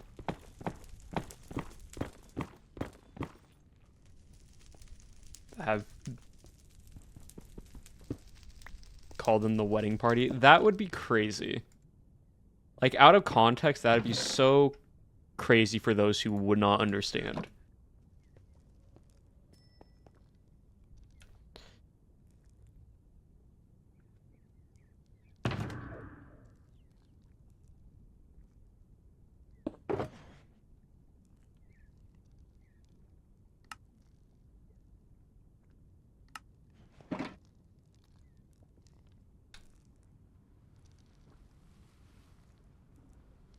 I'm running out of space. Okay, it would be hilarious to everyone that knows, but like out of context, no one would understand. But yeah, so like, I don't know. It would be super fun. If that opportunity ever came, I would say yes. in a heartbeat. If I'm somehow manifesting this into the world through God right now, and it comes true, we can clip it back to this moment.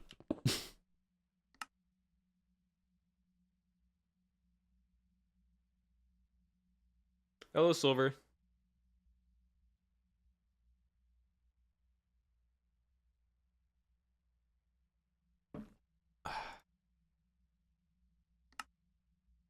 All right, let's see if we can. We have one runic tablet.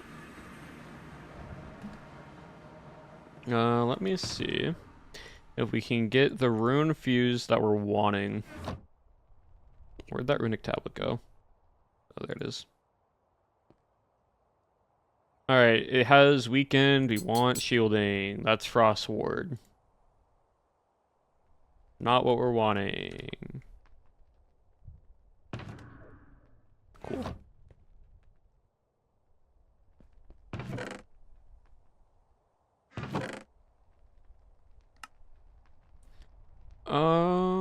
Hold on. Profit. Wait, silver? Silver lining? That's funny. Well, that just fell. I have to fix that afterwards.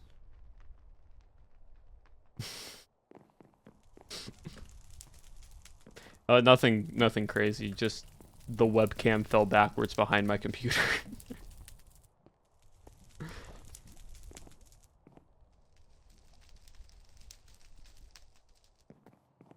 It's all good.